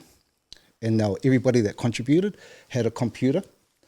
And when she tries to change one of the numbers, every other computer on the network, depending on how the consensus mechanism is constructed, but every other computer on the network would go, no, we just saw that you try to change. Our versions of the truth says that was 100. You change it to 150. And so the system self-corrects. So that's what blockchain is. When I discovered that, it gave me hope. Because I'm like, okay, I can see how this is a good thing. I can also, so if you imagine, so we have what's called a genesis block. So I brought Nala's Lego blocks, but let's say that's the first version of the truth that gets put onto the blockchain. So let's use Bitcoin as an example as a blockchain. Bitcoin creates a block of information every 10 minutes. So this is everyone's transactions that's connected to Bitcoin. Every 10 minutes, another block attaches. And it adds on all the information from the first block with all the new transactions from the next 10 minutes. 10 minutes later, another block gets added automatically, and so on and so on. To change the information, you'd have to undo every single block. And every block is defended by a computer around the planet. And so it's practically impossible to change the information as a ledger of truth. Obviously, you've got a problem if that first block is untruthful, which is really metaphorical. Things that start off wrong, on the wrong foot, will kind of end up wrong. But if you start things with beautiful intentions, every subsequent block inherits the good intention. Yeah. So, I call me naive. When I understood that about blockchain, I was like, so many of societal problems, industry problems, come because we don't trust each other. We don't trust the government. We don't trust institutions. We don't trust the vaccine. But if we could transparently see how these things were created and see the provenance of them, we're off to a better start because we're operating from a place of like transparency. Yeah. Transparency, Yeah. Absolutely. Like sunlight is the greatest disinfectant, And I just look at so much of this darkness around. Epstein, Diddy. We have our own versions of those here. I've worked across multiple industries, There were stories I knew from back then, and I was like, man, how are they letting this slide? But it exists everywhere. And it's all about things that are done in the dark. It's all about lack of transparency. Federal Reserve banks, all these systems, the Bank of International Settlements, like all of these systems that centralize power and hide behind, no one really knowing what's the truth or not. So I look at technology like blockchain and I'm like, call me naive, but I'm like, if that's a tool that we've got, let's at least try build with it, So even like for the Illuminati, we're releasing it as a free film, but we're creating a digital asset blockchain version of the film. And without getting too technical, but I look at blockchain as a creative tool as well. Like I've been creative with sound, been creative with visuals. I'm like, I can actually see how I can use blockchain to make a film change its own form. And I don't want to get too technical here, but I can create multiple versions of the film and then use a smart contract to point to different versions of the film at different points in time. So that's just me from the creative side going, okay, this is how we can leverage blockchain technology creatively. But going back to the fundamentals of it encourages transparency. I'm like, that's worth fighting for. And a lot of people that I trust around blockchain, they're now starting to get really worried and lose hope because governments are trying to control blockchain. Yeah, well, that's what I ask you. I know they've been trying to intercede in terms of blockchain. Absolutely. They're building their own ones. Wow. You know, Bitcoin was the first build. Bitcoin as a protocol is the most attacked protocol in history, and it's never been breached, you know, because there's no central, there's no one point of weakness because the ledger's distributed all around the planet across different countries. You'd have to, we don't want to get bogged down in technical terms, but as prior to AI, it was the fastest growing asset in human history. Now AI is, but the status quo have seen what's happened with blockchain technology, and they're like, okay, this thing's coming up fast. We can see how people are going to go there. Let's build our own ones. And so all the biggest institutions in the world are moving to blockchain rails, and they're building their own closed ones that they can control. You know, and people like that thing about compliance. People are already in these financial systems, so they're like, we might as well just go with whatever they're building. They don't want to opt out into self-sovereign, you know, fully independent sovereign things like Bitcoin or other digital assets. And so, again, you know, I always try to advocate that we at least try. You know, even as Pacifica people, like I'm like, man, a lot of these other institutions and governments around the world are having Bitcoin reserves and starting to really diversify into digital assets. I'm like, our churches should start investing into digital assets.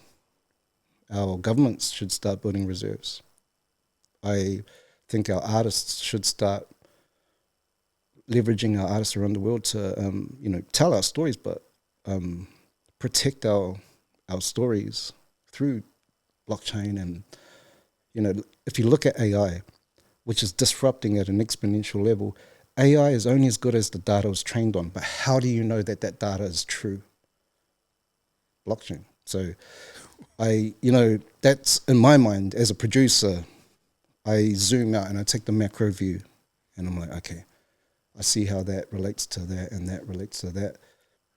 And I advocate from a place of curiosity and potentiality and advocacy. So I'm like, as dark as things could get, as long as there's people out there that are advocating and pushing. And we had a meetup last Friday. I hosted an event called The Present Tense, and we brought in a professor of law from Auckland University, Alex Sims, who's blockchain law expert. She's very knowledgeable in blockchain technology, decentralized autonomous organizations, and, you know, working with the Reserve Bank and the government to create a new form of digital money here in New Zealand. Nathan Sayuli from Pillar New Zealand, who are at the coalface of digital ID and sovereign rights, like protecting, like they're right there in the court, holding government to account across they're doing beautiful work. Another one of those was Denver Snowden from 10newzealand.x, who's building self-sovereign AI models that aren't connected to China or America. Like you can build your own server, build your own knowledge base and stay sovereign. He's doing incredible work in that place, in his space. So there's good people. There's good people out there. And I just feel called and compelled to serve with, through, and alongside them, and just get the message out. And that's not any judgment on anybody who's not paying attention, because I get it. I totally get it. But the alternative is not an option. So we just have to do what we can, where we can. Man, you know what it sounds like? Faiumu, it sounds like a vocation. It's like, obviously, you've been in the music industry for years, film and so forth. But it seems like this time round, it seems like the purpose is kind of, I don't know, maybe you can correct me. It's kind of changed. Yeah. And it's, in terms of your why, and obviously your kids and our people, our Pacifica people, and it seems like it's kind of opened up the lenses in terms of truth. And I get it. I'm always seeking truth. Those truth seekers who I want to know, is this true? Is this false? Yeah. And obviously you talk about blockchain, and that beautifully how you explained it. And for those who are listening and those who are watching, I think it's incredible in terms of just the information that needs to be taken in, but more so for our people. You mentioned autonomy, sovereign, and for our people, because sometimes we like to come up as a collective, or we like to be in clusters. Yeah. And how do we because we're in those groups, and just maybe you can give some advice in terms of how can we as a cluster and as people, as Pacific people, keep the autonomy, besides just learning the information. How do we do it as a collective, but more so as individuals?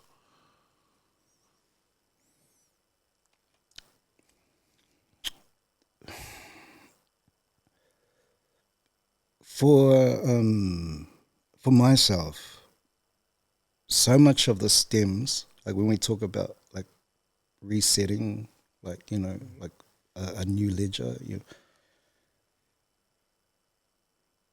so much of us inherited bad programming. Like, so that first block, if that's incorrect, every other subsequent block is incorrect. Or so if your first block is trauma, then the trauma gets transmitted down the blockchain, or metaphorically.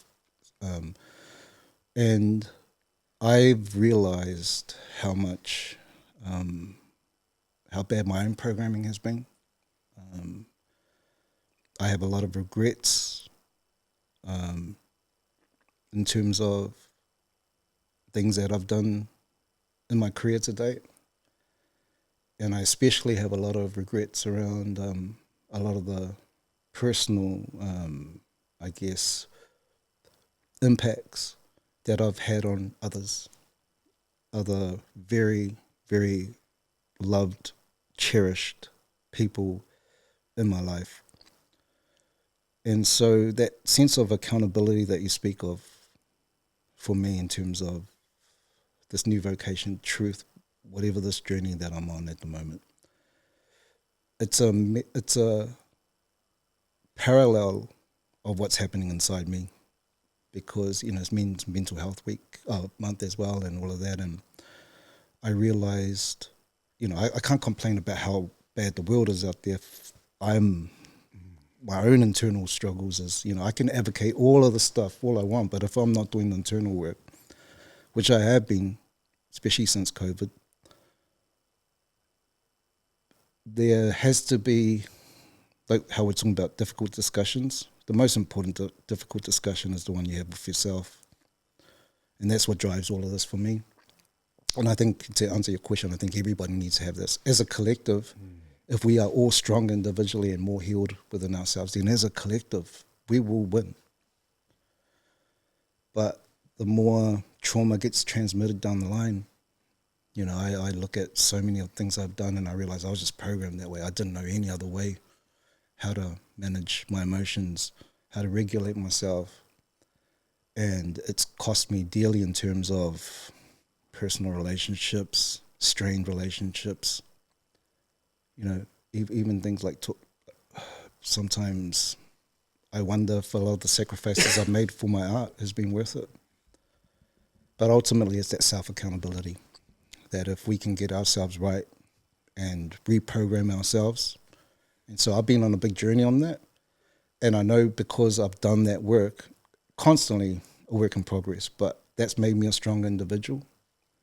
And by me being a stronger individual, now I am stronger within society and within the industry, and I'm becoming the person I wish I was, for others that I've impacted. And so the only way I could honor a lot of these people and a lot of these kids is by learning from my journey so far, leveraging everything I've been blessed to have been a part of. We're moving into a digital asset economy. I've been a producer of digital files for 2 decades, and there's leverage there. There's lessons, there's leverage, and it gives me hope because I feel like a lot of the pain and sacrifices weren't in vain. That the greatest way I could honor a lot of these very important people in my life is to do all I can to shape society in the way I feel is safer for them. I can't change the past. I can't undo all the blocks that have got me to this point, but I can influence a better block, so to speak, moving forward. The first block is in a blockchain is called the Genesis block. Interesting name too, actually.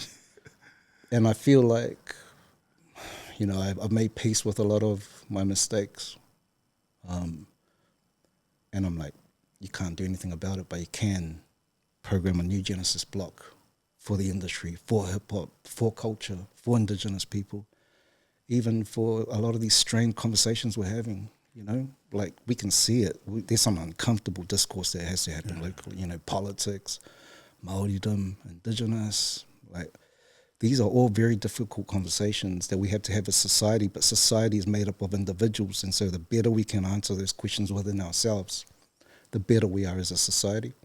And so I've had to take account for a lot of things I've done as an individual that I realized, okay, that was bad programming. I didn't know. I forgive myself, Matt.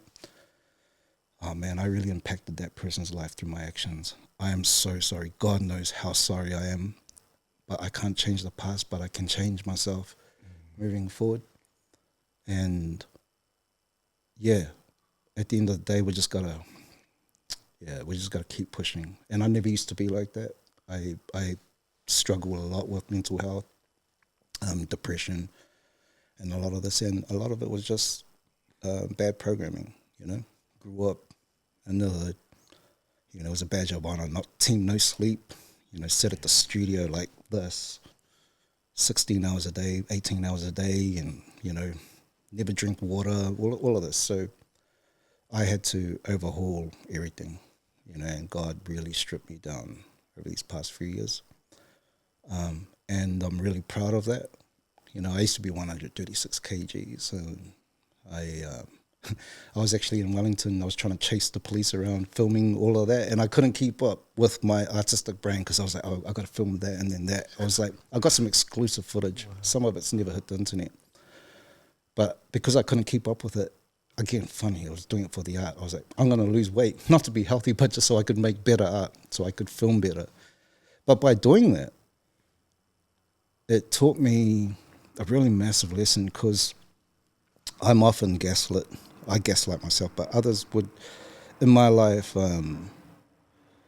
would talk to me not as the person I am, but as the person I used to be. And I'm like, no, I'm not that person. I know I'm not that person. And I know a lot of people gaslight. Yeah.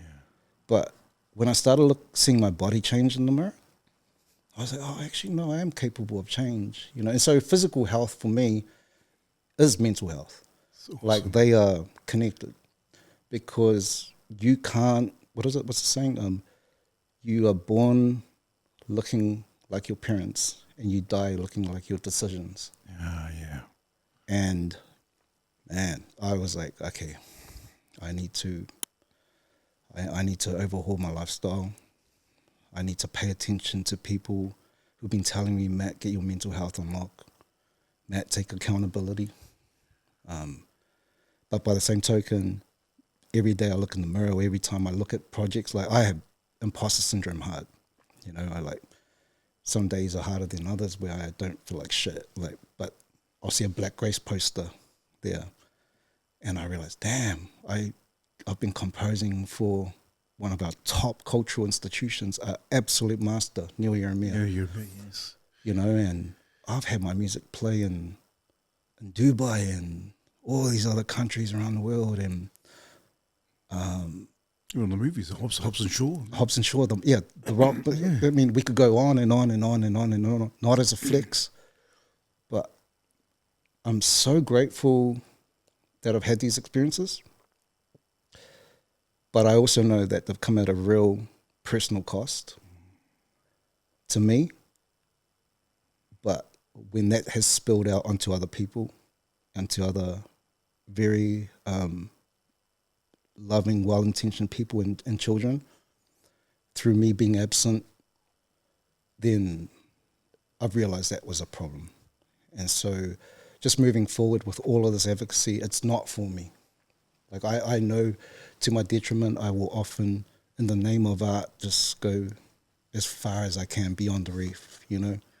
As navigators, we always hear about, you know, we're navigators, but, you know, while the rest of the world was sailing close to shore, America's Cup styles, you know, we were going beyond the reef. We don't know what's beyond there in the unknown, but we will go. Yeah. And that's why we're such great navigators. And so I have literally navigated my whole career into the unknown. Like, that's why I'm never just in one lane. Because, like, once I figure something out, I'm not bored, but I'm like, okay, what's the next sample we flipping? You know, what's the next thing? But that does come out with a price. I'm happy to pay that price, but I've seen that price affect others, you know, others that I love dearly. And so it comes from that place. I can't be a good family person. I can't be a good member of the industry unless I'm good for myself. And I wasn't for a very long time. And yeah, I just had to do with hard work to be a better individual, better sovereign individual, and then just head back out into war on the front line. And, you know, I've battle tested, but the more healed I am, the stronger I physically am, the more mentally strong I am. And I'm on a really interesting spiritual walk at the moment. Like we talked about the trauma with church, but I've had a complicated relationship with God. But I've had people pray over me recently, and which is new for me. And yeah, so yeah, Jesus is king.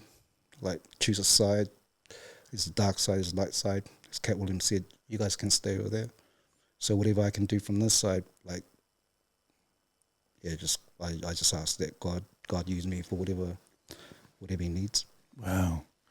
I'll tell you what also, I can guarantee you that whoever's watching or whoever's listening, it is, I think it's just normal in terms of who you are. And just, I don't know, you and I just met Faiumu.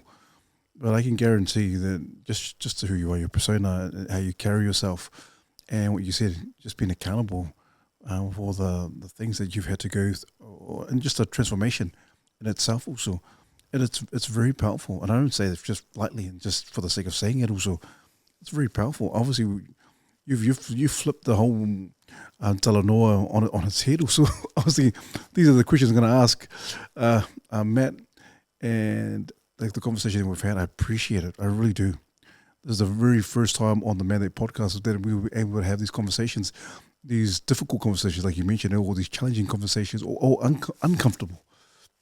And you have no idea in terms of how I've had a burning desire to have these kind of conversations. But you know, you get the side eyes, and you get you get people think, oh, what is this going on? What is this guy smoking? But I think we need to normalize these conversations, and as difficult as they are, regardless of which side of the fence you sit on. And these are prominent questions that we need to ask, and also just challenge each other. Yeah. And I say this countless times on the podcast, that regardless of what you think, or your value system, or your attitude, or your belief system, we can still have a great conversation, and still, you know, and agree to disagree. Yeah. And still be friends. Yeah. But it seems like it's the latter. I mean, people think, oh no, you're a bigot, you're conspiracy theorist, you're this and that, you're a hater, and we're going to cancel you. But I really appreciate the conversation we've had tonight also. I tell you, man, it's like, wow. And I know because I've got family members and I've got friends who think, man, we can't have these conversations. Yeah. Or you talk about it, this guy's lost his marbles, this guy's gone crazy. Yeah. But for you to have the guts and the courage to speak about this openly, I tell you, I really believe that whoever's listening is going, man, okay, you've challenged me to actually do some research and think about it. What is really happening around me or in our midst or in my own communities or in the world? Yeah. And so I love what you said. You said hope. You mentioned the word hope. And the hope is, and the hope is that we as a people do our research, look for truth, but be accountable for our own actions and be better. The transformation is a positive one. But also, man, props to you, man. Massive props to you for your time and for the conversation.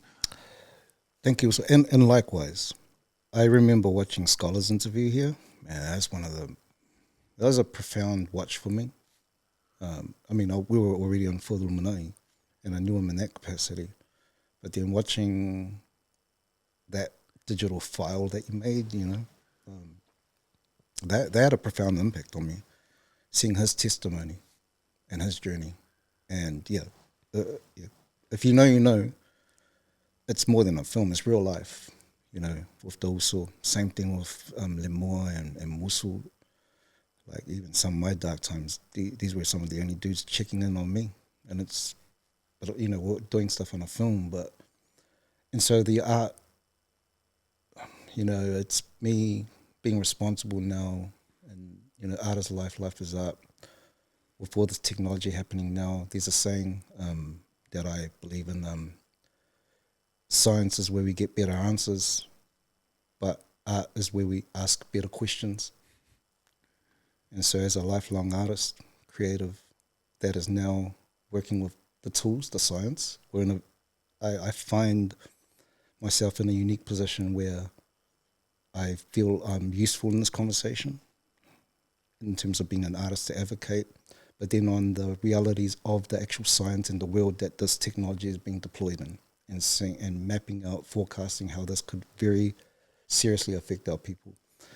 And as I've said before, ultimately for me at the end of the day, it's ultimately about, for me it's about righting my wrongs, firstly, admitting that, but not dwelling on that, because I used to dwell on that.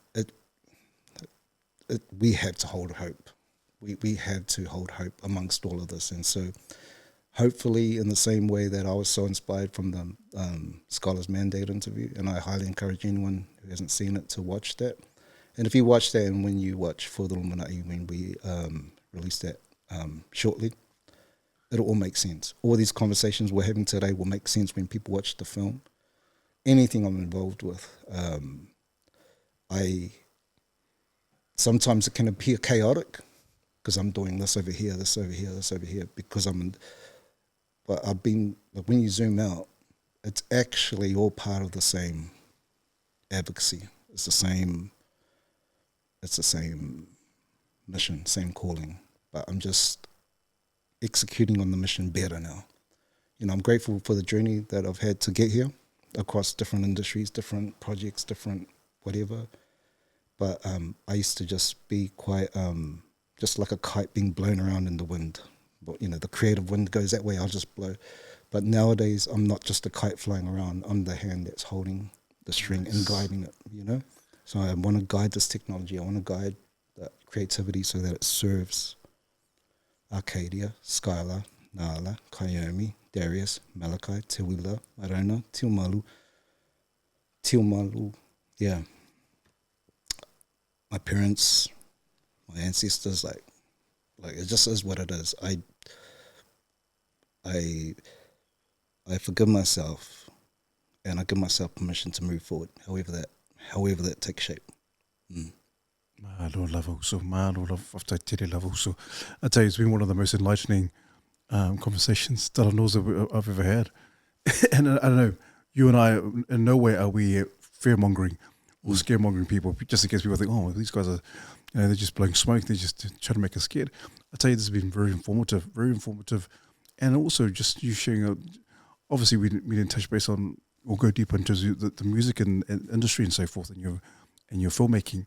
But I think tonight has been very informative, but also it's kind of shaped the conversation in terms of asking questions, having the guts and being courageous to ask those questions, but also for our men to look within themselves or deep within themselves in terms of, hey, what are the traumas that I've gone through? And maybe are these things part of the reason as to why some of the programming, the programming and all the things that I used to believe and had no inkling of, well, is this true or not? Is this what it really is? Yeah. And so what you've done is you've opened up a can of worms of like, we need to question things. Let's ask those questions, those difficult questions, and you did it real delicately and precious.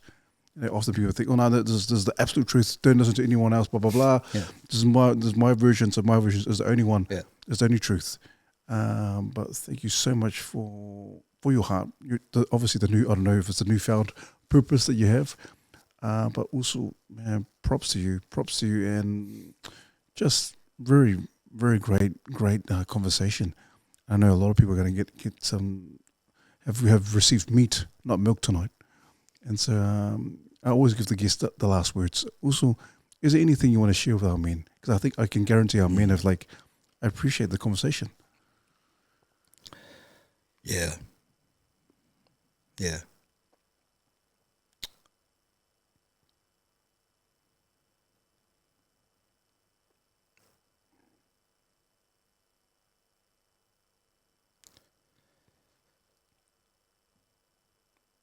I never saw a lot of my father growing up because he was, he'd leave at 4:30 in the morning to be at work by 6 and come back home at 6 p.m. And so in terms of being a man, I didn't, when I saw him was at church, and the weekends, and even then, as a child when I was dropped off to my aunties in the weekends because he'd be drinking. And so the role of us men is to, as I now understand it, it really is to be, to use that analogy I've just mentioned before, the hand that guides the kite and not be the kite. To hold the frame, and the way we do that is by really settling ourselves. And the way I've found to settle ourselves is I think two things can be true at once. And so we have to be ruthlessly disciplined, I feel, in terms of doing the hard work, whether the hard work is the physical maintenance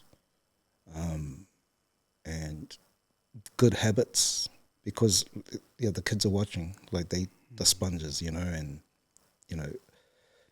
and so that's a non-negotiable, that you have to be ruthlessly disciplined.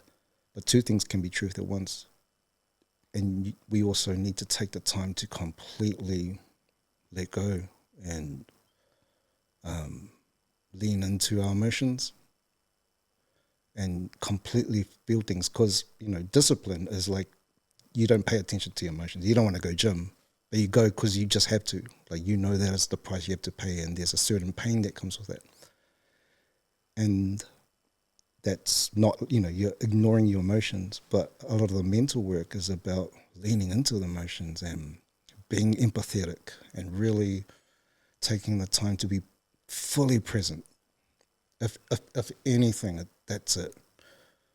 I there's so many people around me that I love, but when I was around them, I was not fully empathetic to thinking about things from their perspective, because I'm often la land creating and joining dots together and just being in my own head and in my own ego, and not fully checking in what do you really need from me? What can I do better? How can I best serve? Because I'm, in my mind, I've been justifying, I serve the industry, I'm serving out here, but that's the industry out there. But those closest to me, I'm not present with them, because I'm telling myself the story that I'm serving the industry and that's my service to you. And it's not. No, these people actually really needed your time. These kids really needed you to step up. And, you know, I can honestly say, looking back, I wish I was more present for all these important people. But we self-adjust, and once you learn the lesson, you change your ways. Because I am quite stubborn too. Like, I've had some of these lessons happen over and over and over again, you know. It's like you never learn the lesson. I've had to learn the hard way, you know. And so, yeah, for all the men out there, like, lean into the polarity. Like, be really, really disciplined. Like, where you ignore your feelings and then completely embrace your feelings. Like, two things can be true at once. Like I said, like, I believe my whole life has been around digital files. A sound wave goes between positive and negative, protons and neutrons. Sun goes up, sun comes up, goes back down. Waves go in. Everything is waves. Everything is frequency. Everything is vibration. And so as men, there is no one way to be. Like, we can be super, super disciplined, dialed in, and then we can super let go and just sit in that emotion. Don't ignore it, but like, feel that pain. Feel deeply, you know, because we often are struggling because, you know, society forces us to think it's one way or the other, you know, and I can only imagine right now a lot of our men, like, I research a lot. I use socials as a research tool. And there's so much conflicting information out there. Red pill community, Andrew Tate, all of that stuff, you know, that woman ain't this, and, you know, this, and then you got that from the other side. And so, I mean, if we were struggling the way we were programmed, my heart goes out to our young men out there in terms of the messaging, the programming that's being fired at them from extreme polarities. So somebody who's lived those polarities, good and bad, like, that would be my biggest advice, is to discipline yourself to ignore your emotions, and then at the same time also learn to completely, fully lean into them, and really hold the frame. Like, I never used to understand that, because as a creative, I'm just off there. You know, my frame's constantly changing. Like I said, I've got 3 frames, Faiumu and Anonymouz and, you know, all these different frames. But I've been blessed with a human existence, so my frame should always be, okay, this is my self-expression. I'm being discerning about when I should be unapologetically hip-hop and completely vent, and when I need to shut up and be restrained for Samoa. 2 things can be true at once. And so, yeah, but mental health is physical health. I never really had that. I've never been a physical person, you know, till later on in life, and I enjoy it now. So in terms of practical terms, lift weights, do the reps, drink water, hydrate, get better sleep, get sunlight, breath work, spiritual practice, prayer, believing in something bigger than us. You know, I'm in the arts industry. It's very liberal, and quite often it's about we can create anything, like we are the gods, you know, all of that. But there's a creator. Like, these works wouldn't happen unless I had made them, but I wouldn't exist unless somebody had made me. Like, it's just first principles. So having a spiritual practice, whatever that may be, believing in something bigger than us, and ultimately, like, forgive yourself. Like, I know there's so much pressure on us as men in terms of who we are supposed to be, you know, and often a lot of that talk is very, very negative. And I used to think it was just me, but once I start talking amongst the tribe, I realized we're all thinking these things, you know.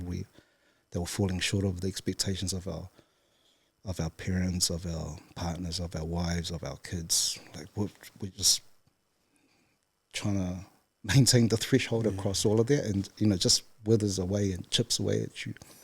But ultimately, you are worthy. You know, you irrespective of whatever weight you're carrying, you don't ever let anybody else reframe you Like, that's a big one too. Quite often I let others speak to me in the past tense, and I haven't defended myself in the present tense.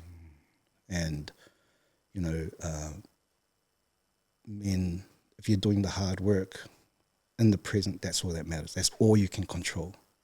You can't control the past, you can't predict the future. All you can do is the present. So if you are a better person than you were from 5 years ago, you're there, you know. Doesn't matter who's gaslighting you, doesn't matter who's trying to weaponize things. You know, I'm around so many divorces, and everyone I know is breaking up. Businesses are getting liquidated, you know, and so I can imagine the pressure that all of us men are going through, and that shit takes a toll, man. And I know it firsthand. And so it's real easy to give in, but that's not an option. It used to be an option for me. My life's an open book. A lot of people know me as being real suicidal back in the day, depressed, everything, and willing to tap in, not tap out. But for some reason, well, I already know the reason. I'm not strong enough to get through. If you know, there's a lot of people out there that know, like, I should be dead right now. Numerous scenarios, numerous things. But somehow my parents' prayers have carried me through. Obviously, I've still got some incomplete mission. But every time I look in the mirror and I'm like, nah, I'm not that person. Doesn't matter what anyone says, doesn't matter what the industry says, doesn't matter what the haters say. It's like, I've done the work, and I'm continuing to do the work. And so for all the men out there, you know, I'm just one example of many who do it different ways. But, you know, yeah, one foot in front of the other. If you don't stop, the destination is inevitable if you don't give up. Second you give up, then it's guaranteed failure. But if you have a destination ahead of you, and if you just one foot in front of the other, if you don't stop, it's inevitable. So that's how I choose to look at it now. I'm like, yeah, every day, just keep pushing. Doesn't matter how dramatic it gets. You are worthy. Keep pushing. Man, I love it. So I'll tell you once again, absolute pleasure. Faiumu, absolute pleasure. And whoever's listening and watching, hopefully this speaks to you. I really do. And thank you for the words of wisdom also. I appreciate it. Te lava. Thank you so much. I gotta get you on again, man. And just yeah, we can do a proper music one. You know, all of that. We gotta do this. We gotta run this back again. There's just so many things we can. It's that important. Yeah, that like it is. I know you had your stuff lined up, but we can do that worries. for when we run it back. We Right. can do an industry one. We can go deep on the projects, mate. but time is of the essence. Yeah. There's a certain urgency around this. So I appreciate you giving me the platform. No worries. I totally agree. This was a great talanoa, and I think a lot of people are going to take heed and listen. Like, man, this is what needs to be happening in terms of urgency, in terms of what is really happening in our world in this day and age, especially for our men. And I appreciate also, guys. Once again, don't forget to subscribe. But once again, the man himself, Faiumu Matthew Salapu, aka Anonymouz. Te lava also. Band-Aid.